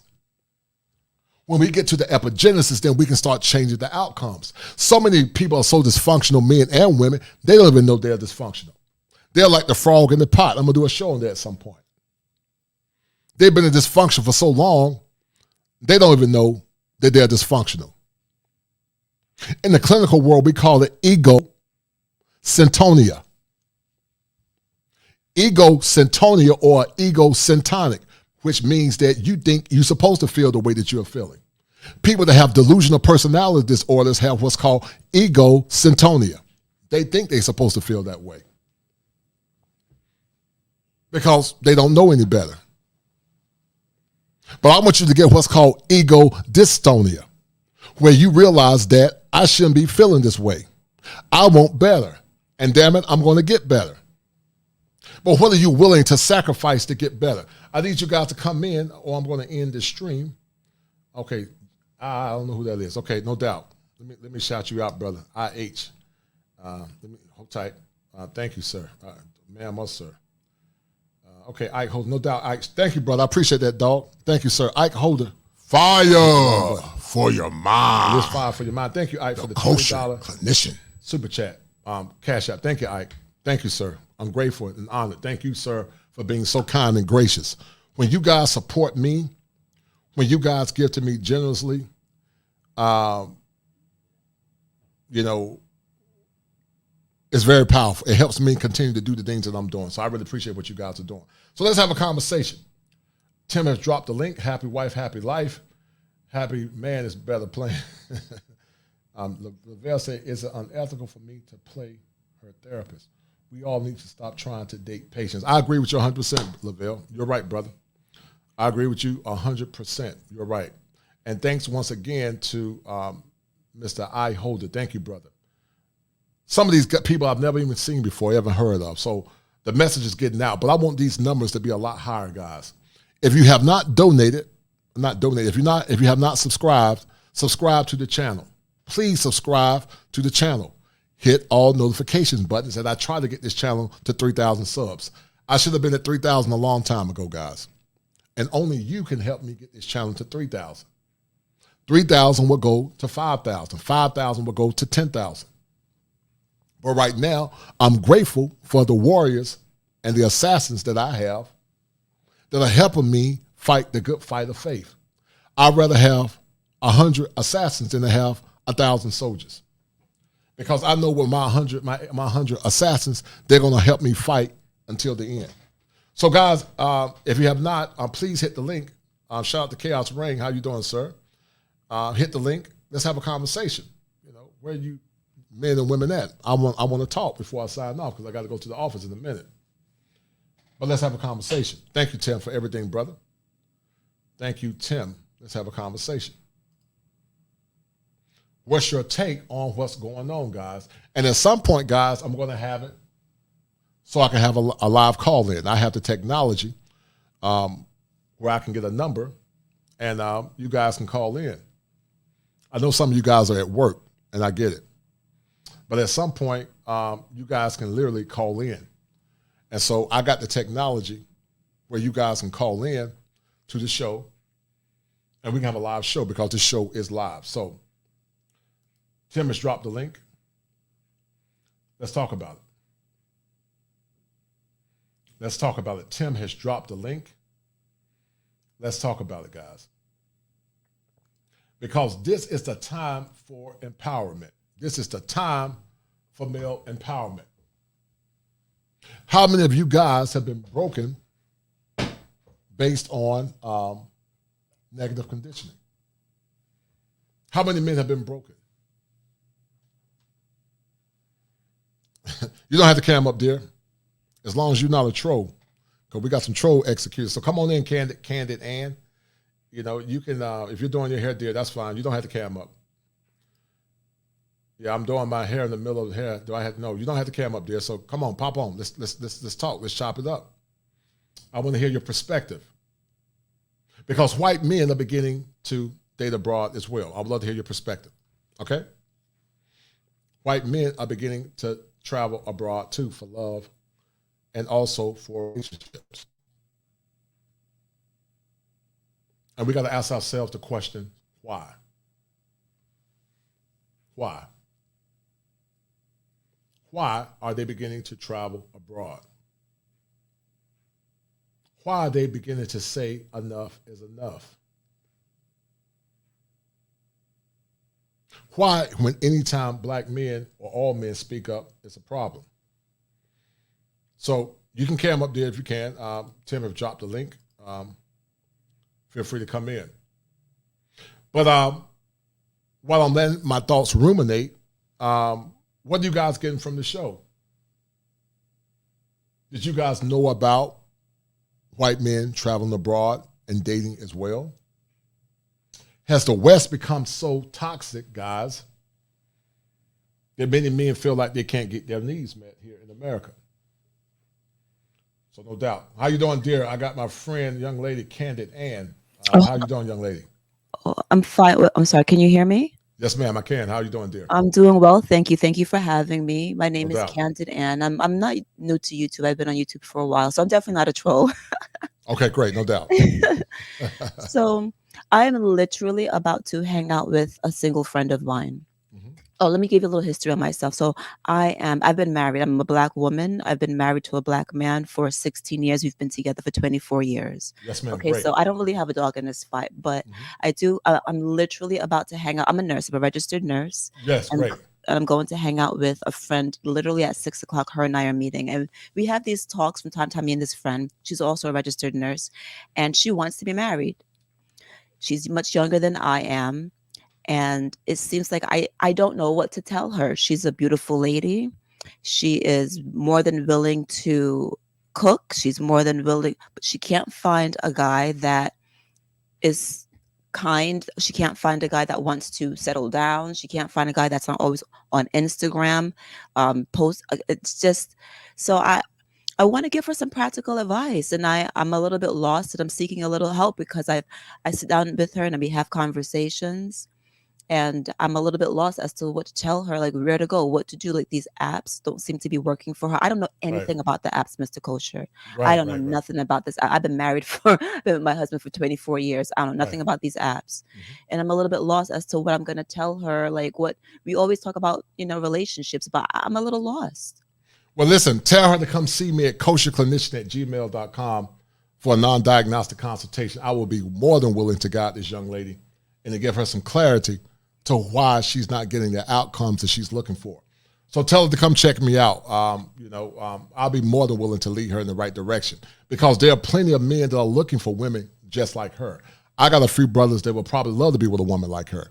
So tell her to come check me out. I will. You see my email. It's kosher clinician. Tim, put my email in, brother.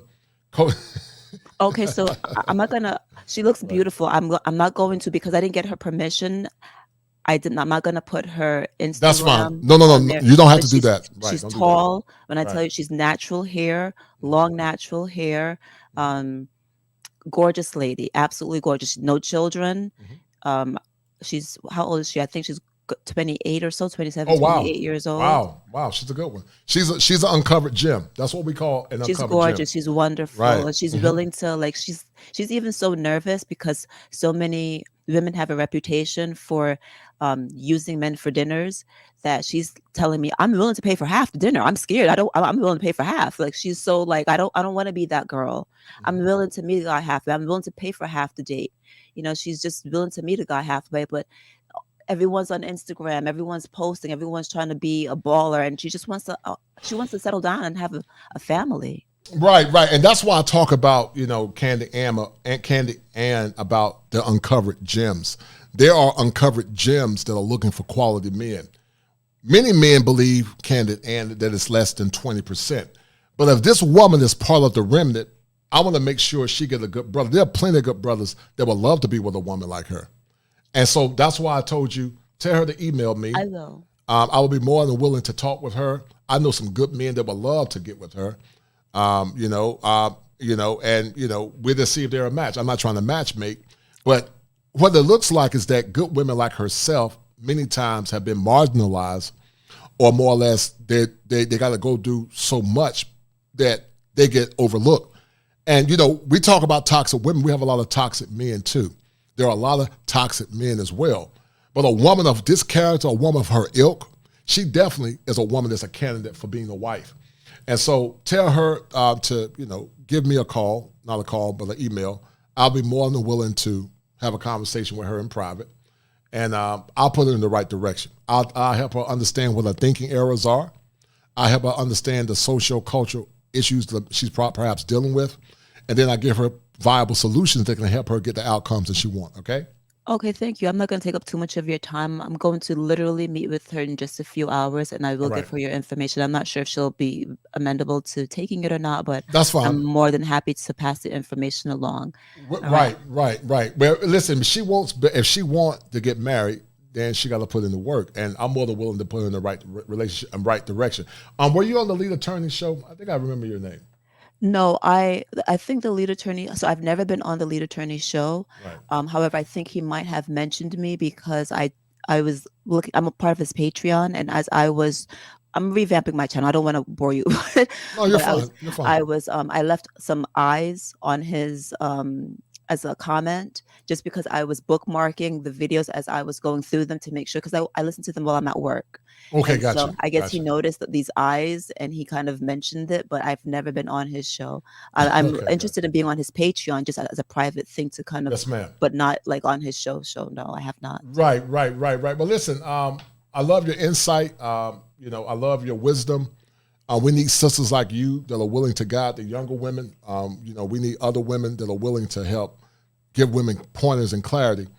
And like I said, keep me in the loop. I would even love to do a show on your show at some point in the future. Let me know if your show is still active. I would love to do a show on your channel. Do you have a channel? I do have a channel. I'm trying to find my voice as it pertains to, because to be honest with you, like, I feel a little bit out of touch as a 45, 46-year-old woman. I feel, Right. been married 24 years. I'm no relationship expert. I don't have a degree. I'm not the kosher clinician. I don't know everything about men. I just know about my man. Yes, ma'am. And Right. so a lot of people are asking me. I've been getting a lot of, because I love appearing on panels and having conversations, and I believe in respect. I'm a huge believer in respect. And just as we talk a little bit about relationships, I'm one that believes that we gotta not worry so much about these. Nothing wrong with the high value man, but that's 10%. I'm a Right. huge advocate on speaking to our 90% of men Right. that should definitely be respected. The garbage men out there, the postal worker out there, like, Yes, he ma'am. absolutely deserves love and respect and kindness. So I'm not really focused on this whole crap about the high value man, and I'm not nothing against high value No, men, I totally agree. but there's 90% that we're losing out on. Right. Right. So Right. that's my perspective. But it's just like, who do I have to talk to? I'm already married. I don't know if I'm trying to find my voice. I don't know if I'm building, I don't know if me talking about relationships is the best thing for me, because I'm a little bit lost. I don't know where we're Well. You know supposed what? Somebody said that your experience is your voice, and I agree. What you're giving right now is powerful in a way. You can always tell about your experience, how you kept your marriage safe and sane and happy. Because see, what I'm learning, Candid Ann, is that there are women that will try to say that you're trying to be a nurturing, honorable woman, that you're a slave. That's how bad and toxic our culture has gotten. And so I don't want this young lady to fall through the hole because, she feels like there's no hope. There are plenty of men that would love to be with this young lady. Plenty of them that are actually listening, because they'll look, you see the comments, they're saying, what does she look like? How old is she? So there are plenty of guys that would love to be with her. So I know some good brothers. I know several, and she's willing to have a conversation. So be it. If not, no problem.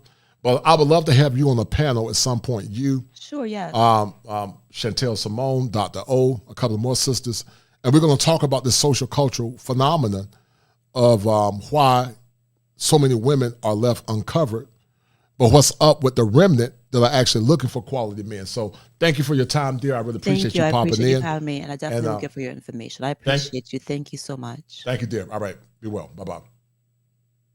All right, guys.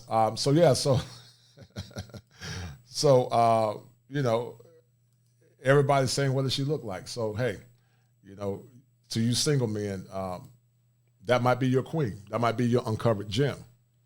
Because there's some good women that are listening to these programs. There's some good women that are listening to these programs. Shout out to Chantel. She can talk about women roles. Right, no doubt. She can. She can talk about women roles in marriage. I agree with you 100%, sis. You're 100% correct. I'm looking forward to having you on the show, Chantel, at some point. And I would love to be on your platform at some point as well. Because I think we need to give clarity from a mental health perspective, Chantel, but also we need to talk about it from a sociological perspective as well. And I think when you can infuse the two, then you're going to have what's called perfect symmetry. It bothers me that there are good women that are looking for good men and that those women are struggling to find good brothers too. So, these conversations are very needed and very much necessary.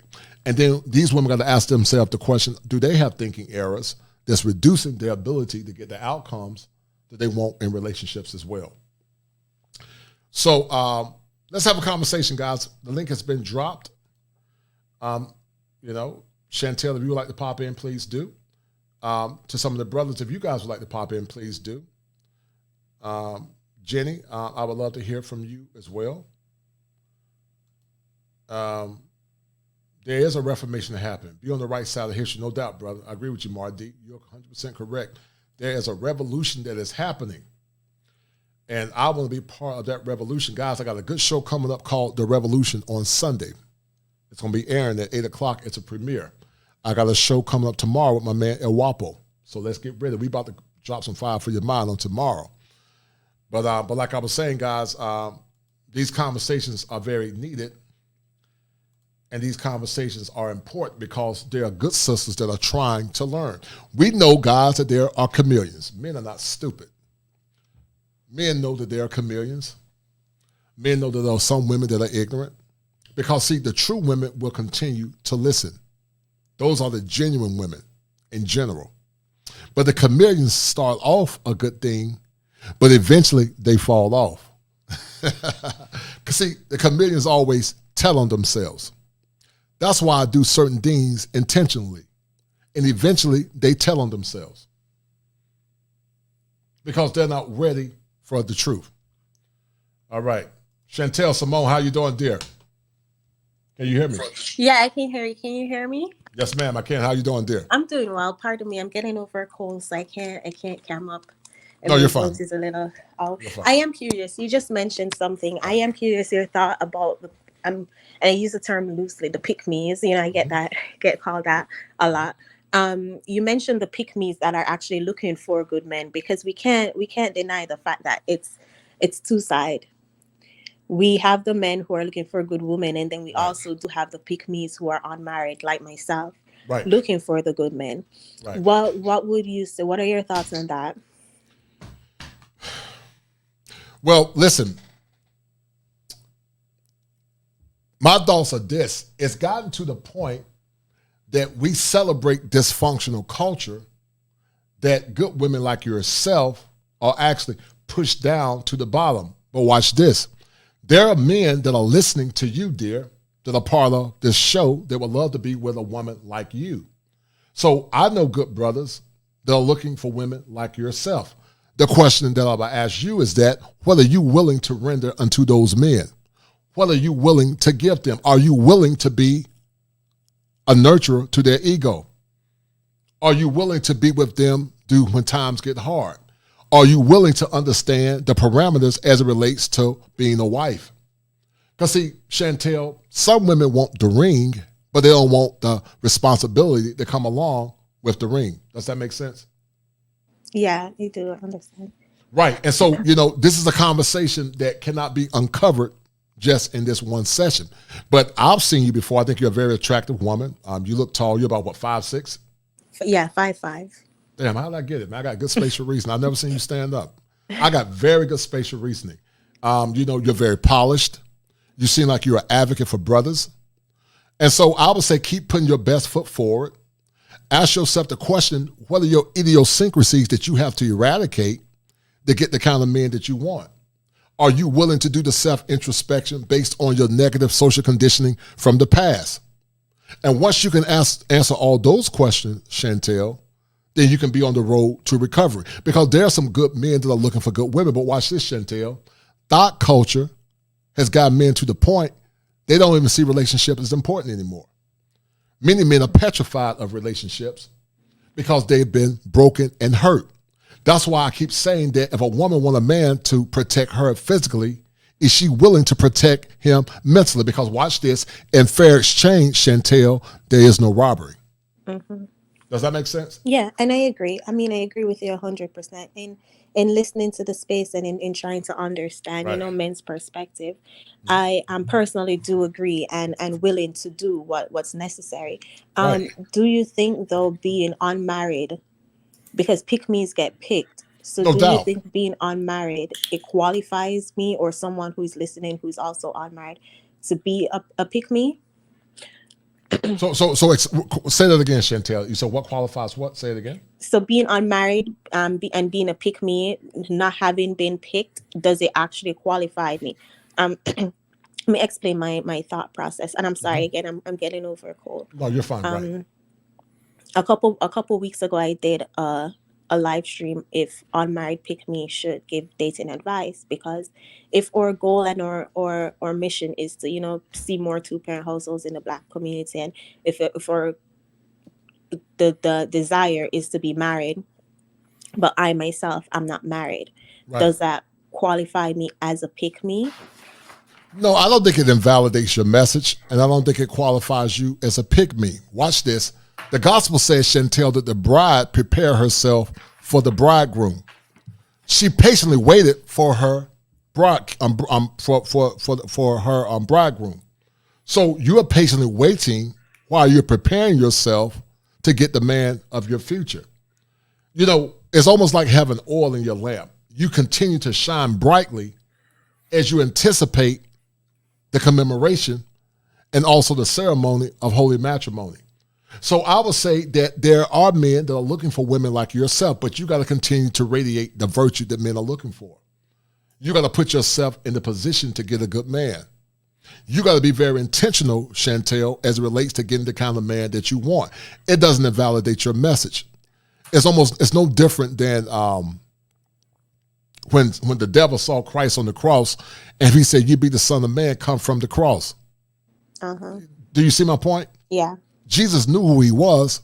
Even though the devil was mocking him, he still knew that he was the Son of God. So what I would challenge you is this: know who you are, stand firm in your convictions, be genuine in conversation, be genuine in who you are as a woman, and eventually you will continue to radiate and you're going to get the man that you're looking for. You're dating now, right? Aren't you dating? I recently got out of a relationship. Okay, cool. This is what I want you to do. I would love to talk to you in private. Let's have a conversation in private. Okay. You seem like you're a good sister. And also, let's do a show at some point. I want you to come. I'm going to do a show with you on my platform, but also let's do a show on your platform at some point. When are you open to that? When are you open to it? Yeah, most definitely. Yeah, I'll send you an email about a collab on my platform, hopefully this weekend. Okay, good, great, dear. Thank you for your time. What are you getting from the show, and about why white men are beginning to travel abroad as well? Yeah, I see it. And comments that I've been getting too from non-Black men on my channel is, it's not only in the Black community, it's everywhere. The feminist movement, unfortunately, affected all groups of women. So I wouldn't be surprised that white men are also traveling abroad to get what they want. Because as we spoke about on your last show that I called on, you go where you're respected, you go where you feel loved. Miss Simone, how old are you, if I may ask? I'm 30. Oh, you're young. You're very young. Yeah, you're young, no doubt. So like I said, stay on the wall. Keep being an exemplar of righteousness, an exemplar of virtue. Email me. I got your email, but email me again, and we're going to talk about a collaboration. We'll talk in private, okay? Okay, thank you. Have a good one. And hi, Ingrid. Unmute yourself, brother. Hey, how you doing, Chantel? You know what's I'm crazy is I know you. I know Kosher. Hey, what's going on? Salute, brother Kosher. How you doing, man? What's up, Mr. Viciously and Vigorously? Hey, don't call ladies gonna be coming at me. You know what I mean? Hey, how you doing? I'm Good, curious to good. ask Chantel a question. I know a lot of fellas in the chat probably have some of the curiosity. Is I know Kosher. I mean, if it's okay with you, I'll ask you a question. What do Go you ahead. think are the challenges for women like you guys, like you who are fairly attractive, like the young lady was talking about her friend as a nurse, in terms of out here in the dating market? What do you guys see as the major obstacles? I was curious about that. Right. I think I know for personally, it's not going out there. I'm an introvert by nature, and I work from home, and it's the gym, work, home. So I think as Mr. Coacher said earlier, it's putting yourself out there.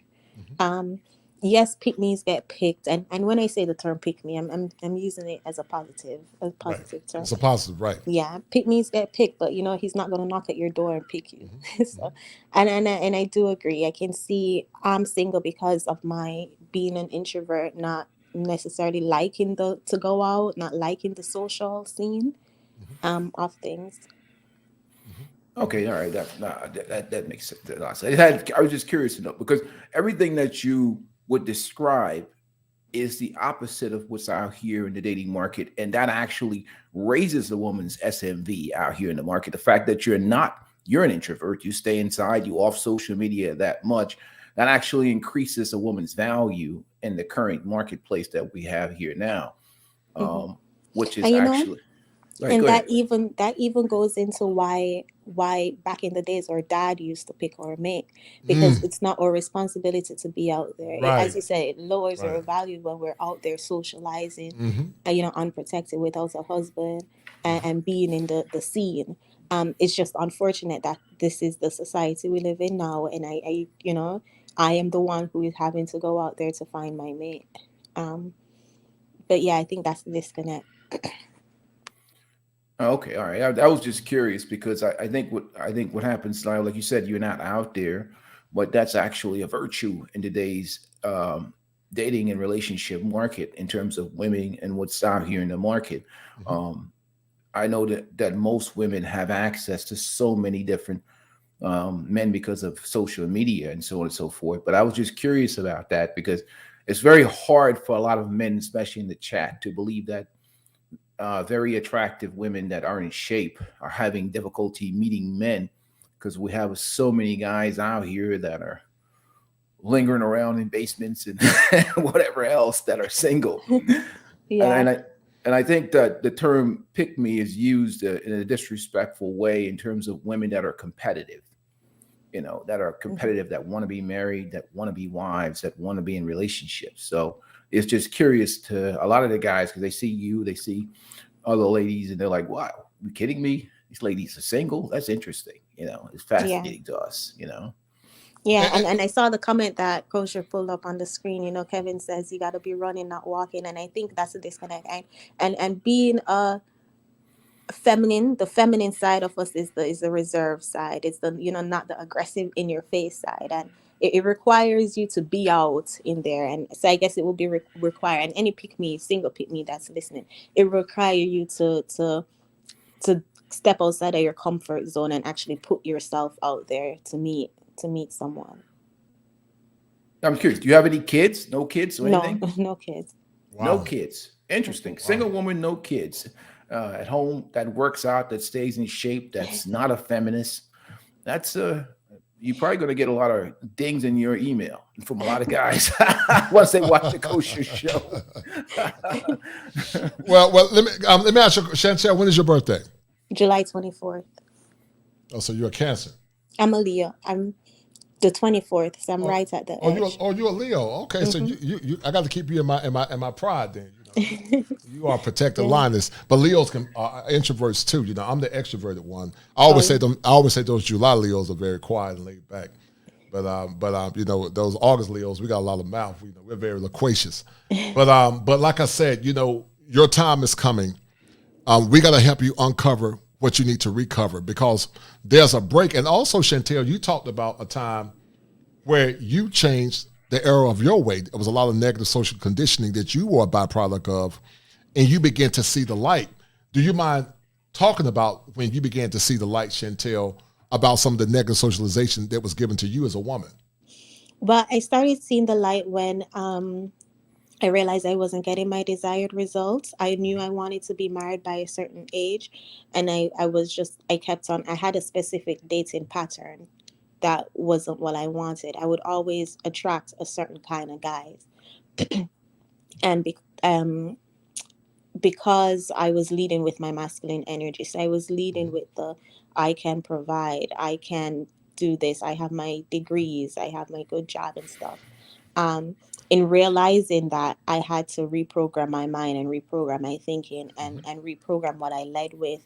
It's not it's from a genuine place, because it's not just to get a husband, but Right. it's to change the generational programming, so my daughters don't have to, my future kids won't have to do the reprogramming, and then hopefully other younger girls who are listening will don't have to do as much as the repro, because now I'm 30 and I'm unmarried.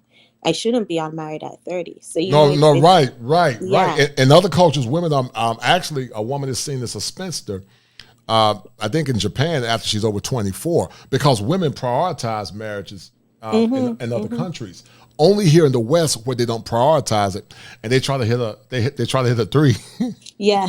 And they tell you don't rush. They tell you, oh, you're 30, you have time. I remember when I was 20, I Right. remember when I was 27, and they're like, oh, I got out of a long-term relationship, and the advice was, girl, you got time. Don't worry about it. When it's like, really, I didn't, because at 27 is when I should have been married, Right, not getting out right. of a Yes, relationship. ma'am, right. And, as you get older, there's a time clock as far as, making children if you want kids. And you don't want to be making babies late in the game. You got some women, Chantel, that are 40. Some women were grandmothers at 40 when I was a kid growing up. They're having their first child at 40. Who wants to have their first child at 40? Yeah. Your best years are in your 20s. And see, here's another caveat, Chantel. Women, the gospel say if you can't maintain your flower in the virgin of her youth, it's better to marry than to burn with passion. Women understood from a visceral level that it was more important to get married at a young age because for SMV reasons, they're more attainable many times when they're younger, because youthfulness, fertility, and chasteness is what most masculine men want. I tell women all the time, Chantel, that men are the arbiters of chivalry. We created chivalry, but it came with a price. So what the woman got in return was his love, protection, and the ring. Men are the arbiters of romance. Women want romance now, Chantel, but they're not willing to put in the work. And so some say, what happened to chivalry? Well, some men will say that women destroyed it because they didn't value the importance of chivalry anymore. But many wanted taxation without representation, which has led to the mental breaking of many men. And that's why marriage rates are so low, because we don't value marriage in this country anymore, but we don't value our men. Do you think that's true? I think that's true, most definitely, because the simple fact that when I started college, I was told to focus on my education, and little Right, to no attention was given on to, right, right. dating or even becoming a wife, what it looks like to become a wife or to be a mom. It shows that we don't value our men. Indirectly, we value our education and our success more than we do our men. So I Right. and it's a hard pill. I mean, I always say I'm not coming from a place of perfection, because I'm still learning, and it's a hard pill to swallow, realizing that so much time have passed, and I would hate to get to the end of my life and unable to acknowledge my mistakes. So Right. that's why I talk about it now, and in hopes that girls who at 15 will hear and say, maybe I can do both. Maybe I can go to college and at the same time learn how to work with a man, because it's not something you're born with. It's something you have to learn. Right. And that's why I talked about nature versus nurture. I talked about that a lot. At one point in time, it was understood that if you wanted a good man, that family was important. And you said something that was very profound, Chantel, because many of our women, when they're on their deathbed, I was listening to the lady named Paco, she talked about her story. But Erickson talked about the 7 stages of psychosocial development, and the last stage is called ego integrity versus despair. That's the very last stage where you're facing death, and you realize that getting your degrees, making money, and having that big house really means nothing. I'm not against careers, but you should never put career above family if family is important, because you're not going to take any of it with you. Every woman would like to have a man at her bedside, her children and her future at her bedside as she's about to exit death. Now, we understand that everybody that died does not always have that family. That's ideal. But ideally, you would like to have someone at your bedside. But here's the caveat, Chantel. There are good men that are listening to this story. And so, I'm going to be the dating coach for the day. They're saying, Chantel, what do you look for in a man? What are you looking for? Some of the guys posed the question, and what would you like to say to them? Well, for me, it's mostly the protection side. I'm a single woman living by myself in Dallas. I don't have any family or much here. So I realize that the protection piece of it is very important. And the problem solving side of it. Of course, the provision side comes with it, but I'm aware and I know that in this financial climate, there's no way I can sit there and expect a man to pay 100% of the bill if we want the best outcome for our future. Mostly the highest thing on my list, what I look for in a guy is his ability to problem solve and protect. Excellent. For aesthetics, what are you looking for? That looks better. I do have a type. I mean, of course, I prefer black guys. All right. Black guys, all right. Like I only date in my race. I only date black guys. I mean, I know I get a lot of heat from it, but I'm very open that I date tall guys are my preference. I get a lot of heat. It's not wrong with that. It's natural. It's preference. It's not too many guys like me, Ingram. Ingram's 6'7". I'm 6'6". But you got to realize that we are anomalies. It's not a lot of tall guys. There are a lot of good men that are 5'10", 5'8", 5'7". They're good brothers. So what are you willing to compromise? Because remember this, sometimes, Chantel, the taller men know that they have more options, especially if they're well off. And so you got to ask yourself the question, are you sabotaging your future because of your expectations? You have to be very pragmatic. And sometimes, Chantel, your biology can more or less, how can I say it, cause you to be in a state of flux. Now, let me ask you a question. You're 5'6". What are you willing to, I'm not going to say settle for, but what are you willing to accept? Well, no, at this point in my life, I'm not too focused on the height. Not to say that I'm settling or taking it off my list, but with, so my programming before was like, don't settle, have your list, everything. He should be as attractive as he is romantic and as he is masculine. And the older you get, the more you realize that those things don't matter. I would definitely choose a shorter guy who is willing to protect and offer his problem solving skills and his masculine frame over a tall guy who is just not like a tall guy who is wants me to wear the pants and who finds joy in having his woman be strong and independent. And I've experienced both. I've experienced tall men who encourage me to be independent, strong, like their moms. And it's just it's negative conditioning. There's nothing wrong with saying what you want. Just be realistic. If you find a brother that's taller, go for it, but don't rule out men that are shorter. What's your cut? So your ideal height is what? What is your ideal height to the men that are listening? Well, my ideal height probably be 5'11". I recently got out of a relationship, like too recently to even start dating. He was 6'4". Okay. So like my ex previously was 5'11", so around then.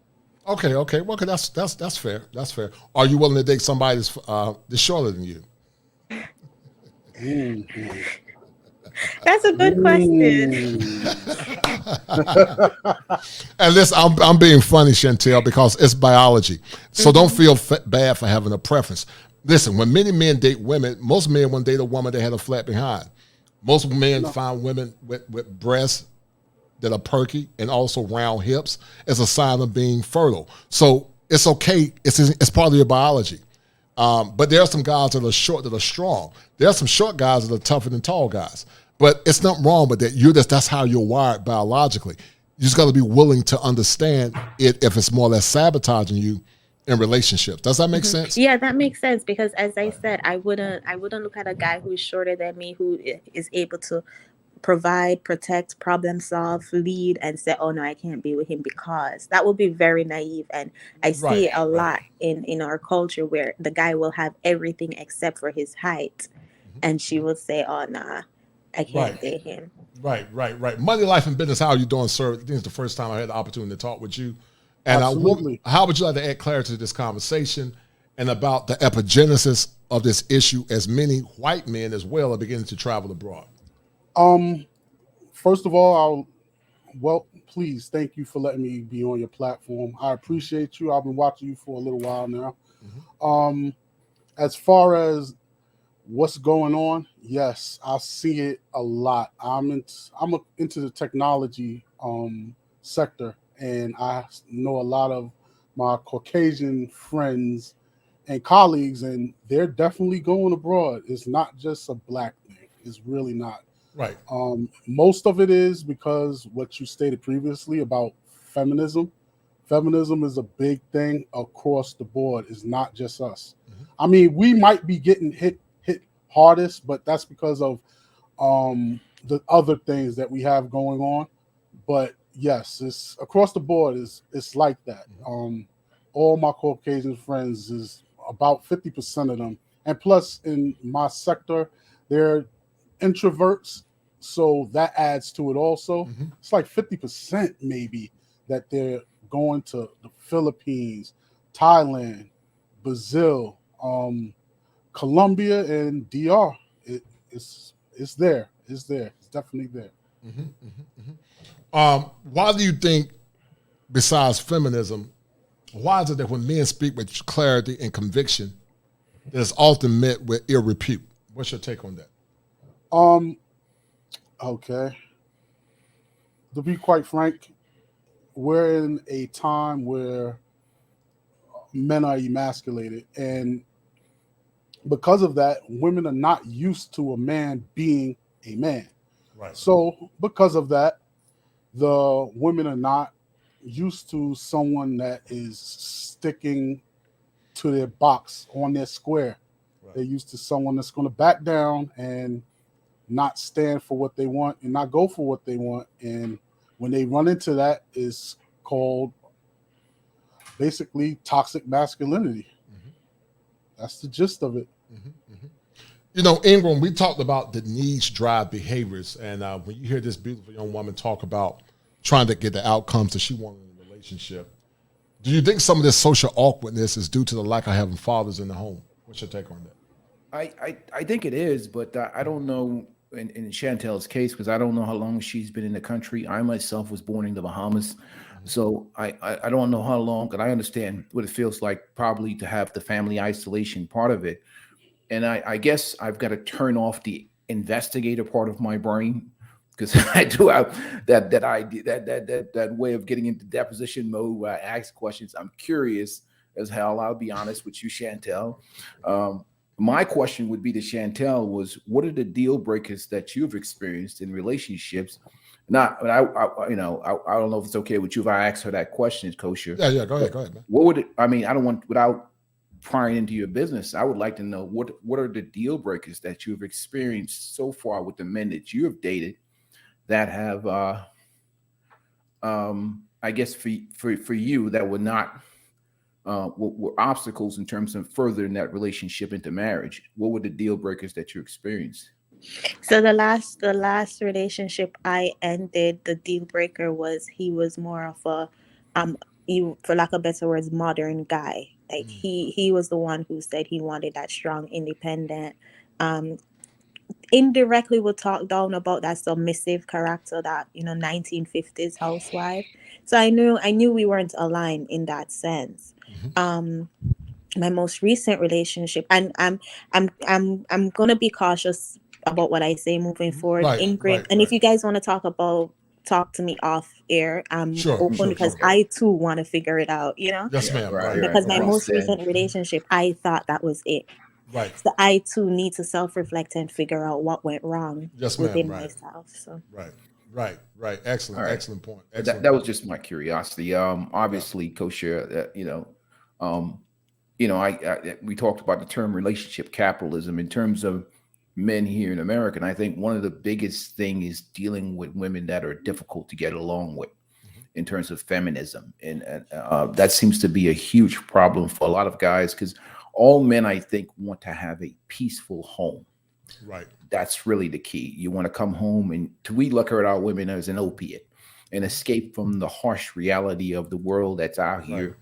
Right. So I think that's the number one draw. Well, you're right. You talked about the opiate, but you also the concept I created called hopamine.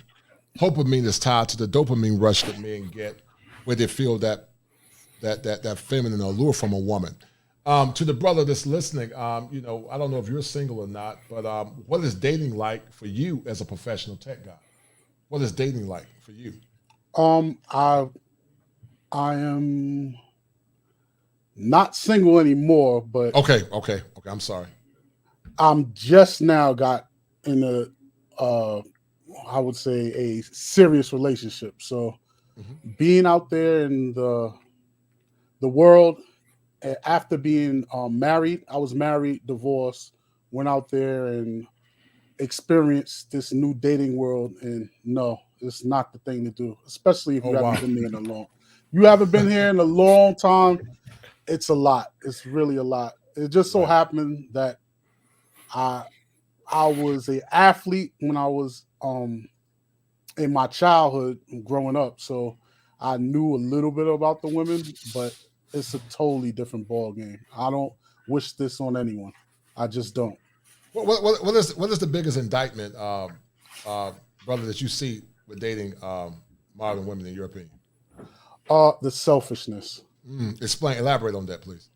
So I actually went through situations where it was obvious this woman women was actually setting up dates just so they could get something to eat. Literally. Literally setting up dates during the week so they could get something to eat. I was talking to her. She actually, she had no problems, no qualms talking about it. I said, wait a minute, I'm going on a date with you, and you're telling me that you do that to other people? She's like, oh yeah, but I'm not doing that to you. Seriously. Seriously. Wow. And Chantel, when you hear what men are going through, how does that resonate with you, ma'am? I believe it. Having been around it and in listening and not listening to say, oh, that doesn't happen just because I don't do it. It's unfortunate because as someone, all right, so the percentage of women who understand that it's not natural for us to be single and unprotected without a man is extremely low. So that's why we take advantage of men. That's why we can play around and go on dates just for the free meal and not realize the importance of, hey, you're dating so you can have that protection, that problem solver. But I think society has made men so optional that we can think it's okay to go around and just get the free meal and ghost them and don't talk to them talk to them anymore. Chantel, you made some very powerful points. We see a culture that's very erratic now. Automation is taking over. Up is down, down is up. What does it do to you internally as a woman, where I'm sure you can feel that there's something negative on the horizon, but you don't know what it is? What does it do to you mentally as a woman? All right, so I mentally, because I know the importance of a man, it gets, and then because men are experienced, these women who are taking advantage of them, it puts me at a disadvantage because a lot of men will enter dating with their guards already up, expecting to be taken advantage or expecting entitled modern women. So it puts me at a disadvantage. However, I try to just focus on myself individually. I try to focus on talking to women who actually want to see the difference and not just changing everybody's mind, because there's no incentive for these women to change. They're getting everything that they want. Right, right. And you know, Chantel, just like you're a professional woman, that's highly educated. There are a lot of educated men, just like Money Life Business. And, you know, even though he's in a relationship now, many talk about their challenges to dating. Money Life Business, would you say that in your process of dating that it was never enough when you did date? Would you say it was never enough? I wouldn't say it wasn't never enough. I would say that they were not looking for seriousness. They was looking for a good time. I didn't experience anyone younger than 40 years old that wanted to really settle down unless they found that diamond in the rough to them. Mm-hmm. Over 40, it was okay. Yeah, I'm ready to settle down because I had all the fun that I could possibly have. Yeah. And you know what? Like, really? Yeah. And see, you see the visceral response that Ingram got, you know, and it more or less harkens on that most men see. What women don't understand is that their greatest asset is their ability to maintain their virtue. And their virtue many times is tied to their chasteness because men are prize catchers. Now listen, we understand that women going to have a past. We get that. But the better she protects her body without devaluing by giving it to dusty men, which can leave a negative imprint on her. Masculine men like Ingram, masculine men like you and myself, we say the less the better. Am I right? Am I right or wrong, guys? Absolutely. I think you're absolutely right. And don't the secondary dating market, I would say, is like a minefield, because especially for guys over 40 like myself, because you think about it in terms of if you live a really good quality life on your own, and you enjoy a certain level of happiness, and you're looking, let's say looking for a woman that can add value to your life. Right. Two things that will not do that. One is a feminist, because you have to worry about ball torture or mutiny every day and them challenging your manhood every day. And the second thing with women with baggage. And I know people are going to get offended, but sexual liberation has changed the world. There's a lot of body count out here. There's a lot of pounding out here. I know I always talk about vicious and vigorous pounding. Maybe I'm guilty of some of it. I'm not going to play an angel on here. Kosher too. I can see how they're looking. I'm not accusing you of anything kosher, but I'm just saying that sexual liberation has changed the world. The internet has changed the world. I think sometimes now people have to come to the table with Carfax reports. History does matter. I always say in my videos, your history matters at the bank. It should matter in relationships. You can't go get a loan without a history. I'm not saying that for men or women. I know we're guilty of a lot of things as men. I'm not going to play angel on here. I have been part of this racking up the bodies myself in some regards. Well, so I'm on a diet now, but let's move on and talk about the reality of relationships in terms of that's the tragedy of the dating market now, is because history to men, it's a double standard. Doesn't matter. We do care. If a woman has racked up 30, 40, 50, 100 bodies, guys are very hesitant to go to conquered land, or, you know, it's in the back of a guy's head. It's a psychological thing. I know people say love conquers all. I don't know if love conquers all. No, it doesn't, because it's, you know, I think his name was Dr. Drew. Dr. Drew talked about it, and it, you know, it's part of what I call the penetration principle. Men by nature are just designed to want to protect their women. It's just in their nature. It's just part of their nature. It doesn't mean that a person's not a good person, but if you ask the average woman, would you take a man that's been entered by another man, guess what? That woman can't accept it. Why? Because he's been conquered in her mind. Women by nature want to look up to a man. They want to look up. Am I right or wrong, Chantel? Would you agree with that? Yeah, I would agree. Yeah, women by nature want to look up to a man. If you met a guy, Chantel, he said, "Oh, I was with several men in the past." Not trying to put you on the spot, but you might not like that guy, but you might have a hard time dealing with that guy because you're not wired to accept that. Yeah, that's correct. There's a sense of respect that was lost, knowing that. Right. Right, right. And so, Ingram, you're correct. But, what women don't understand is this. When men are in love and when men values a woman, it's almost like, Ingram, you're not from the old school. We Gen Xers. When we got that 57, that 65 Chevelle, that Chevy, a man's going to take care of that car. He's going to wax it. He's going to clean it because that car in his mind, his prize. That's why men call their car their girl, because they see it as something valuable. But you don't see men putting in a lot of work for old hoop that has been beat up, and bad transmission, gears slammed out of the park, because he doesn't value it. So I try to tell women the things that women gave to men back in the past was, one, they were feminine, they were honorable, they were wife ready, and they strived to be chaste. Many were virgins, but we understand the times are different. So we're not saying you got to be perfect, but I'll say this: the more you protect yourself as a woman, the more that man will value you and honor you. And the more you can be willing to more or less be a service to him, because you're not dealing with the baggage of dealing with bad men of the past. Women get imprinted by men through sex mostly, but men get imprinted through the mind of a woman. When a woman imprints a man through the mind, that's why when men fall in love, it's very dangerous. When men fall in love, they're more susceptible to hurting themselves. When a woman is imprinted with the seed of a man, she's more vulnerable. And so that's why it's so important that men get the proper women that they're looking for. Money, life, business. When you were back on the trail of dating, what were some of the qualifiers that you look for in a wife?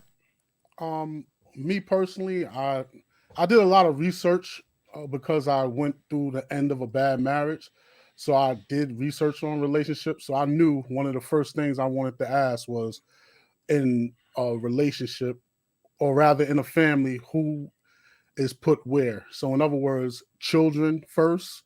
If they were to tell me if children was first, I wasn't gonna. That was a red flag for me, because I know the relationship has to be good in order for you to be able to take care of the children. Just like they say, when you're on a plane, you got to put on your mask before you help the child. And a lot of women didn't understand that, and that was red flag. Keep going to the next one. The next thing I look for was, well, they will tell you how many partners they have, and if they don't tell you, they'll tell you that, oh, that doesn't matter. That's a red flag. That's a red flag. So it was things like that. I would have to go think about it, but yeah, those were the first two that came to mind. Let me ask you a question. Before you got married dating, did you ever date Asian women? And why are Asian women seen as viable commodities in your opinion? Oh, wow. Well, I dated Asian women after the divorce, and they are they're not modern women. They're the opposite of modern women. In their culture, they are told to be very feminine with you. Just their actions alone is just feminine in general. And also, they're very big into family. You don't have to worry about them caring more about their career. They'd rather be with taking care of you, getting you on your way, because they know you will reciprocate that to them, and they will benefit from it. So family, and the fact that they are just generally feminine. Right. That's in general. We know that there are exceptions to the rule, right? Oh, of course. Right. Nothing is 100%. Nothing's 100%. Right.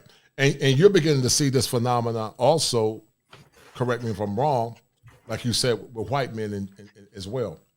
Yes. It's real big in the technology sector. Right. They're introverts. Generally, the people in technology is introverts. That's why they want to interact with the computers. And it's easier to deal with a feminine woman than someone that's going to balk at you. At least that's what I was told by them, and I understand it. Right.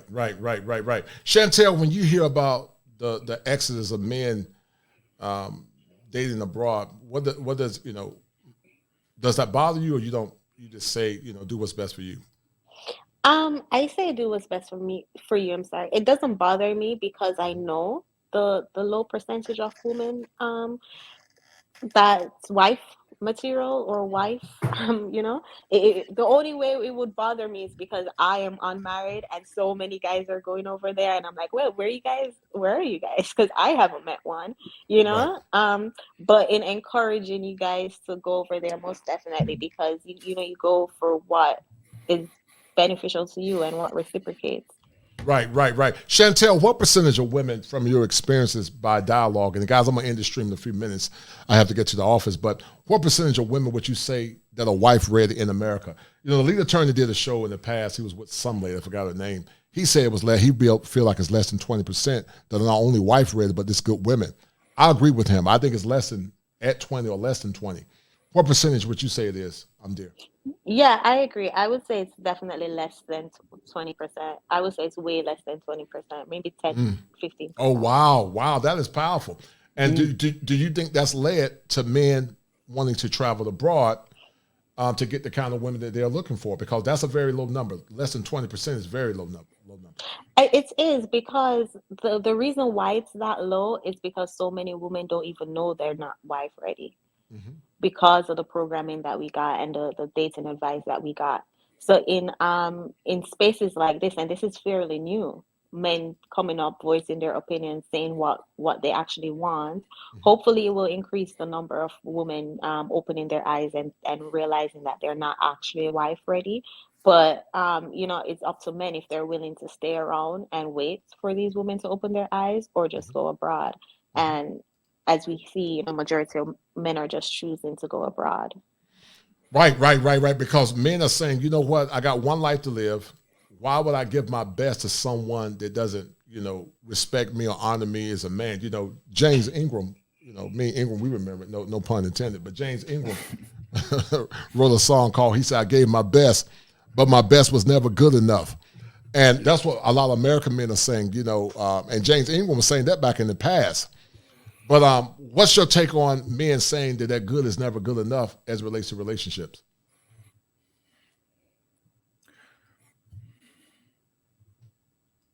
Chantel. I'm so sorry. Can you repeat that? I thought you were asking Ingram the question. No. I was saying, I was saying that, you know, there was a song that by James Ingram that say, I gave my best, but my best was never good enough. What's your take on the sentiment that so many men are saying as it relates to relationships? And Chantel, you're getting a lot of love from the brothers, so, you know, we definitely got to do this show. We're gonna get you a good husband. But go ahead. What's your take on that? Some men are saying they did their best, but their best weren't good enough. It was never good enough. Yes, ma'am. Right. Yeah, I think because, and I mean, being a victim of it too, we were told that men are supposed to do this, they're supposed to do that. Are you guys familiar with Babyface song, Whenever I Go Home From Work, where the man is supposed to cater and the man is supposed to do all of these things. And we know it's not in a man's nature to do all these things. So he did his best, what's in his nature to do, and women just were never satisfied. And I think that's the disconnect. I think it's our responsibility as women to start understanding men more and just understanding what you guys want from a relationship. Right. And when we get that understanding, then that's when we can meet and actually start seeing a difference. No doubt, sis. Wait, hold tight. Let me read this super chat real quick. But you're right, sis. But years ago, it was normal. That's why I said your grandmama was a pick-me. Women counted the honor to be. I'm gonna do a show called Your Grandmama Was a Pick-me Too.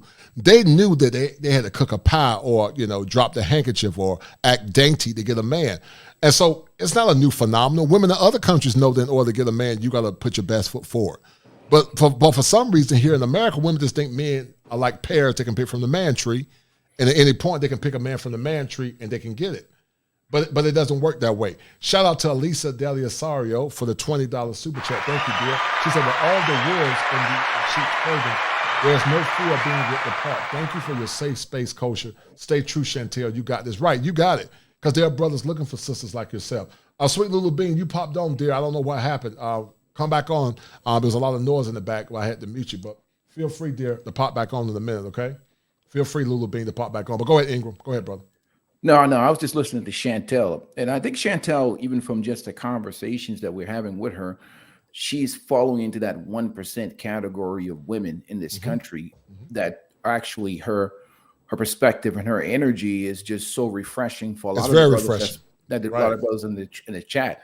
Because like just listening to you, like if I was a guy out here dating or whatever, my first inclination would be to draw you out into the open and figure out more about you as a person, but more importantly, try to figure out what you're like when you're triggered. Because ultimately, the truth about a lot of people, men and women, comes out when they're angry, and their ability to sustain themselves in a peaceful home in a long-term relationship, their mentality, their behavior, and their actions when they're triggered would be a good definition. That's why when I was talking about in terms of women, you can always find out, like, if women, I don't want to say that it's an absolute, but if you mention the name Kevin Samuels around certain feminist women, even the nicest, kindest ones, they get triggered real fast. I hate that guy. Right. Or they will go and they will accuse him. They will say something about his sexual orientation because of the way he dresses and take. They always have these little jabs at the guy. Is he this? Is he that? But I think like, I guess for a lot of the guys in the chat, they're really like, interesting, because you're coming across and you're so refreshing. They're wondering, what is Chantel like when she's pissed off? That's really the curious question, even in my mind. Right. And this is why I would like to have you ask your questions, but I don't feel comfortable with you asking. Yeah, I know what you mean. I would, because as I said, I recently came out of a relationship that I thought wasn't going to end. So there must be something that I'm probably not seeing. Right. I would love for you guys to ask the questions and see, like, respect. Yeah. Respect. Right. And we'll do that, Chantel, in private, and we'll also facilitate a show on your channel at some point.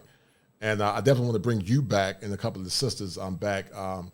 Sweet Little Bean, you were on, dear. You popped off. I don't know what happened, but you were on. Money, life, business. You appear to be a millennial or a zennial. Are you a millennial or a zennial? I just look good for my age. I am 46 years old. Or you Gen X? Not a zennial. I'm sorry. I meant to say millennial or Gen X. I'll give you too much credit. I'm Gen X. But you and I and Ingram, we're from Gen X, man. We remember a time where there was a lot of simp music like Babyface, and you had a lot of simp music. We didn't realize it, but when you see the downward trend of dating and relationships, what do you think has contributed to that in your best estimation? Right now, this is probably going to hit real bad, but in my honest opinion, I think it's the single mothers. They're raising these young boys to be what they want, and they don't know how to. They basically don't know how a man is built, and they're taking them out there. And also the boys, the children learn from observation, and they see their mothers working off emotion. And of course, they're going to work off emotion. And a male cannot be emotional, because once we're at full capacity, we're grown. Us working out of emotion is very scary. Right. I totally agree. And that's what's happened to a lot of these men. They're not like what Chantel is looking for.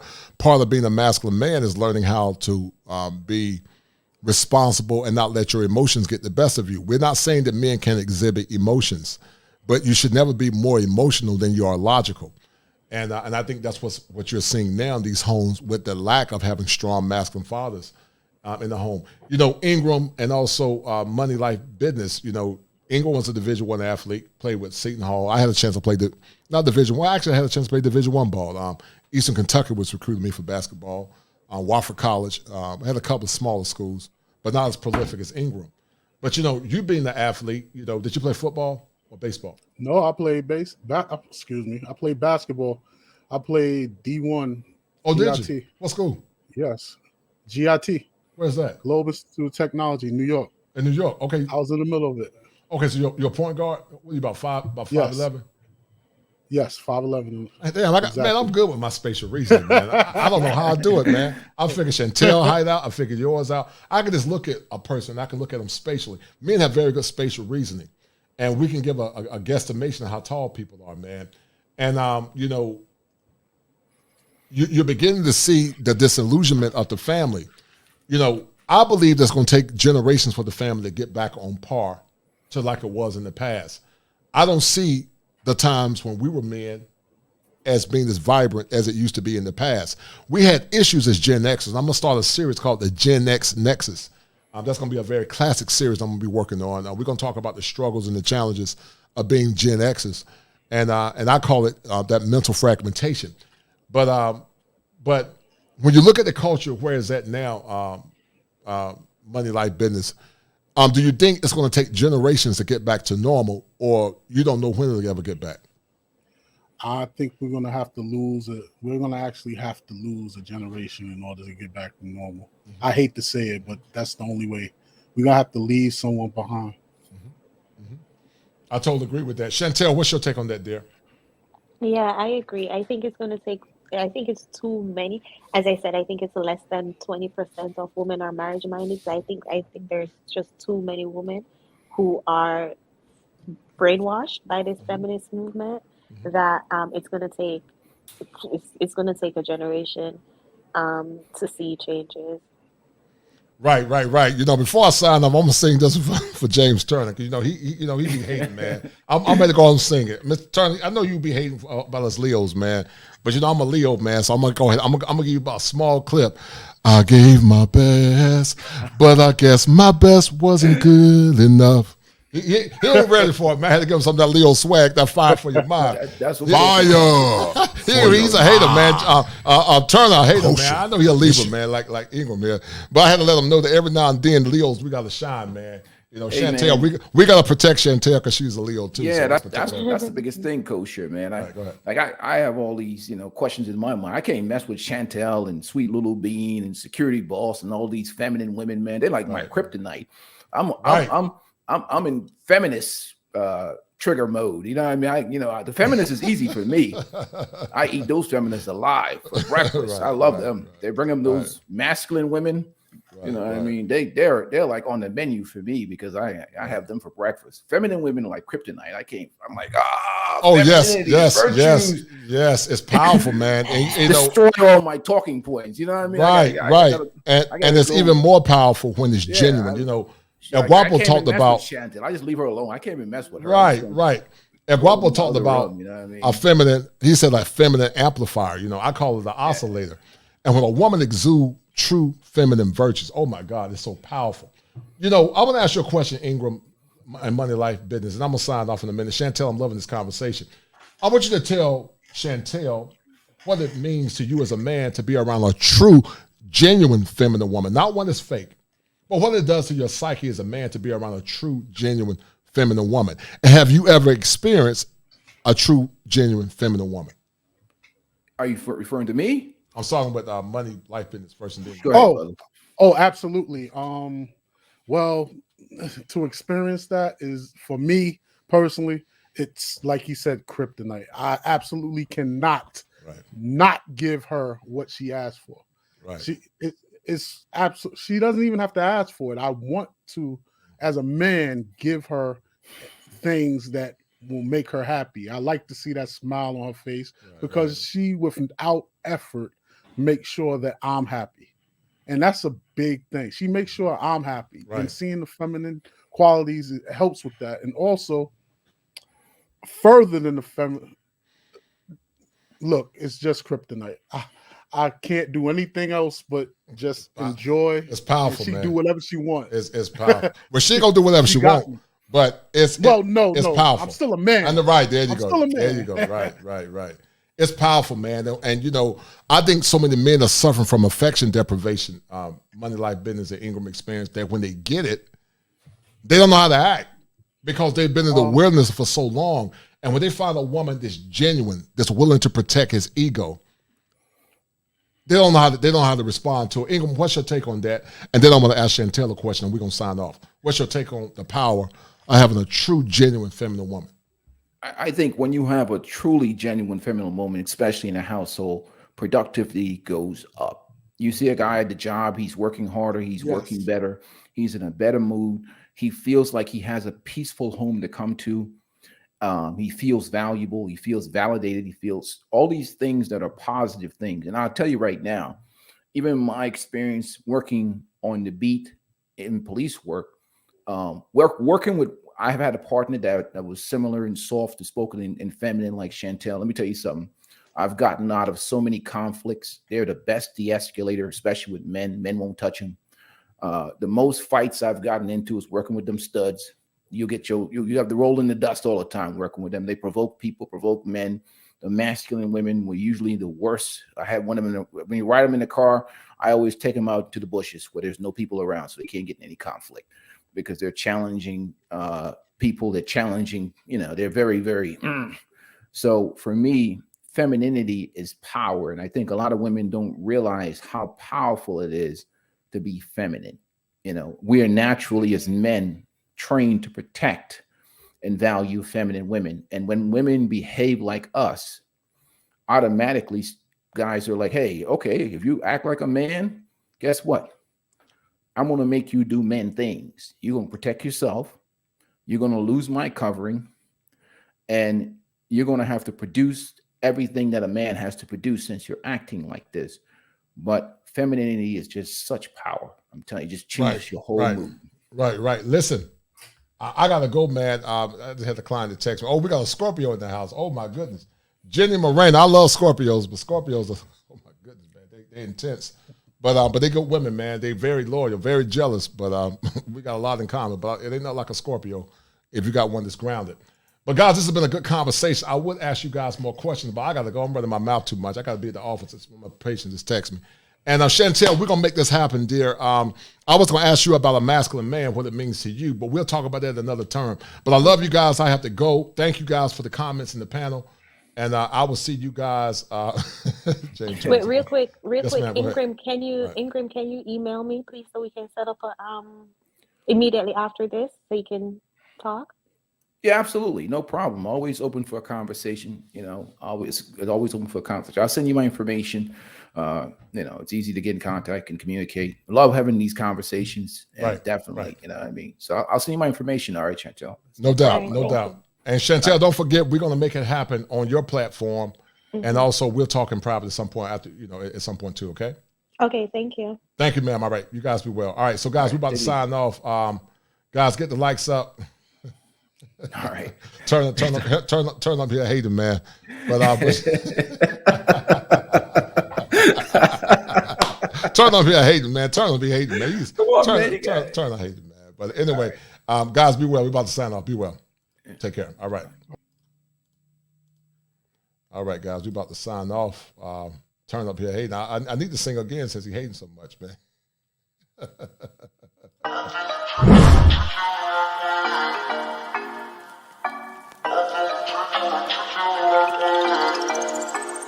Four in the morning, you got me up, all cause you need to talk. To 4 in the evening, wanna break up, say that you've had enough.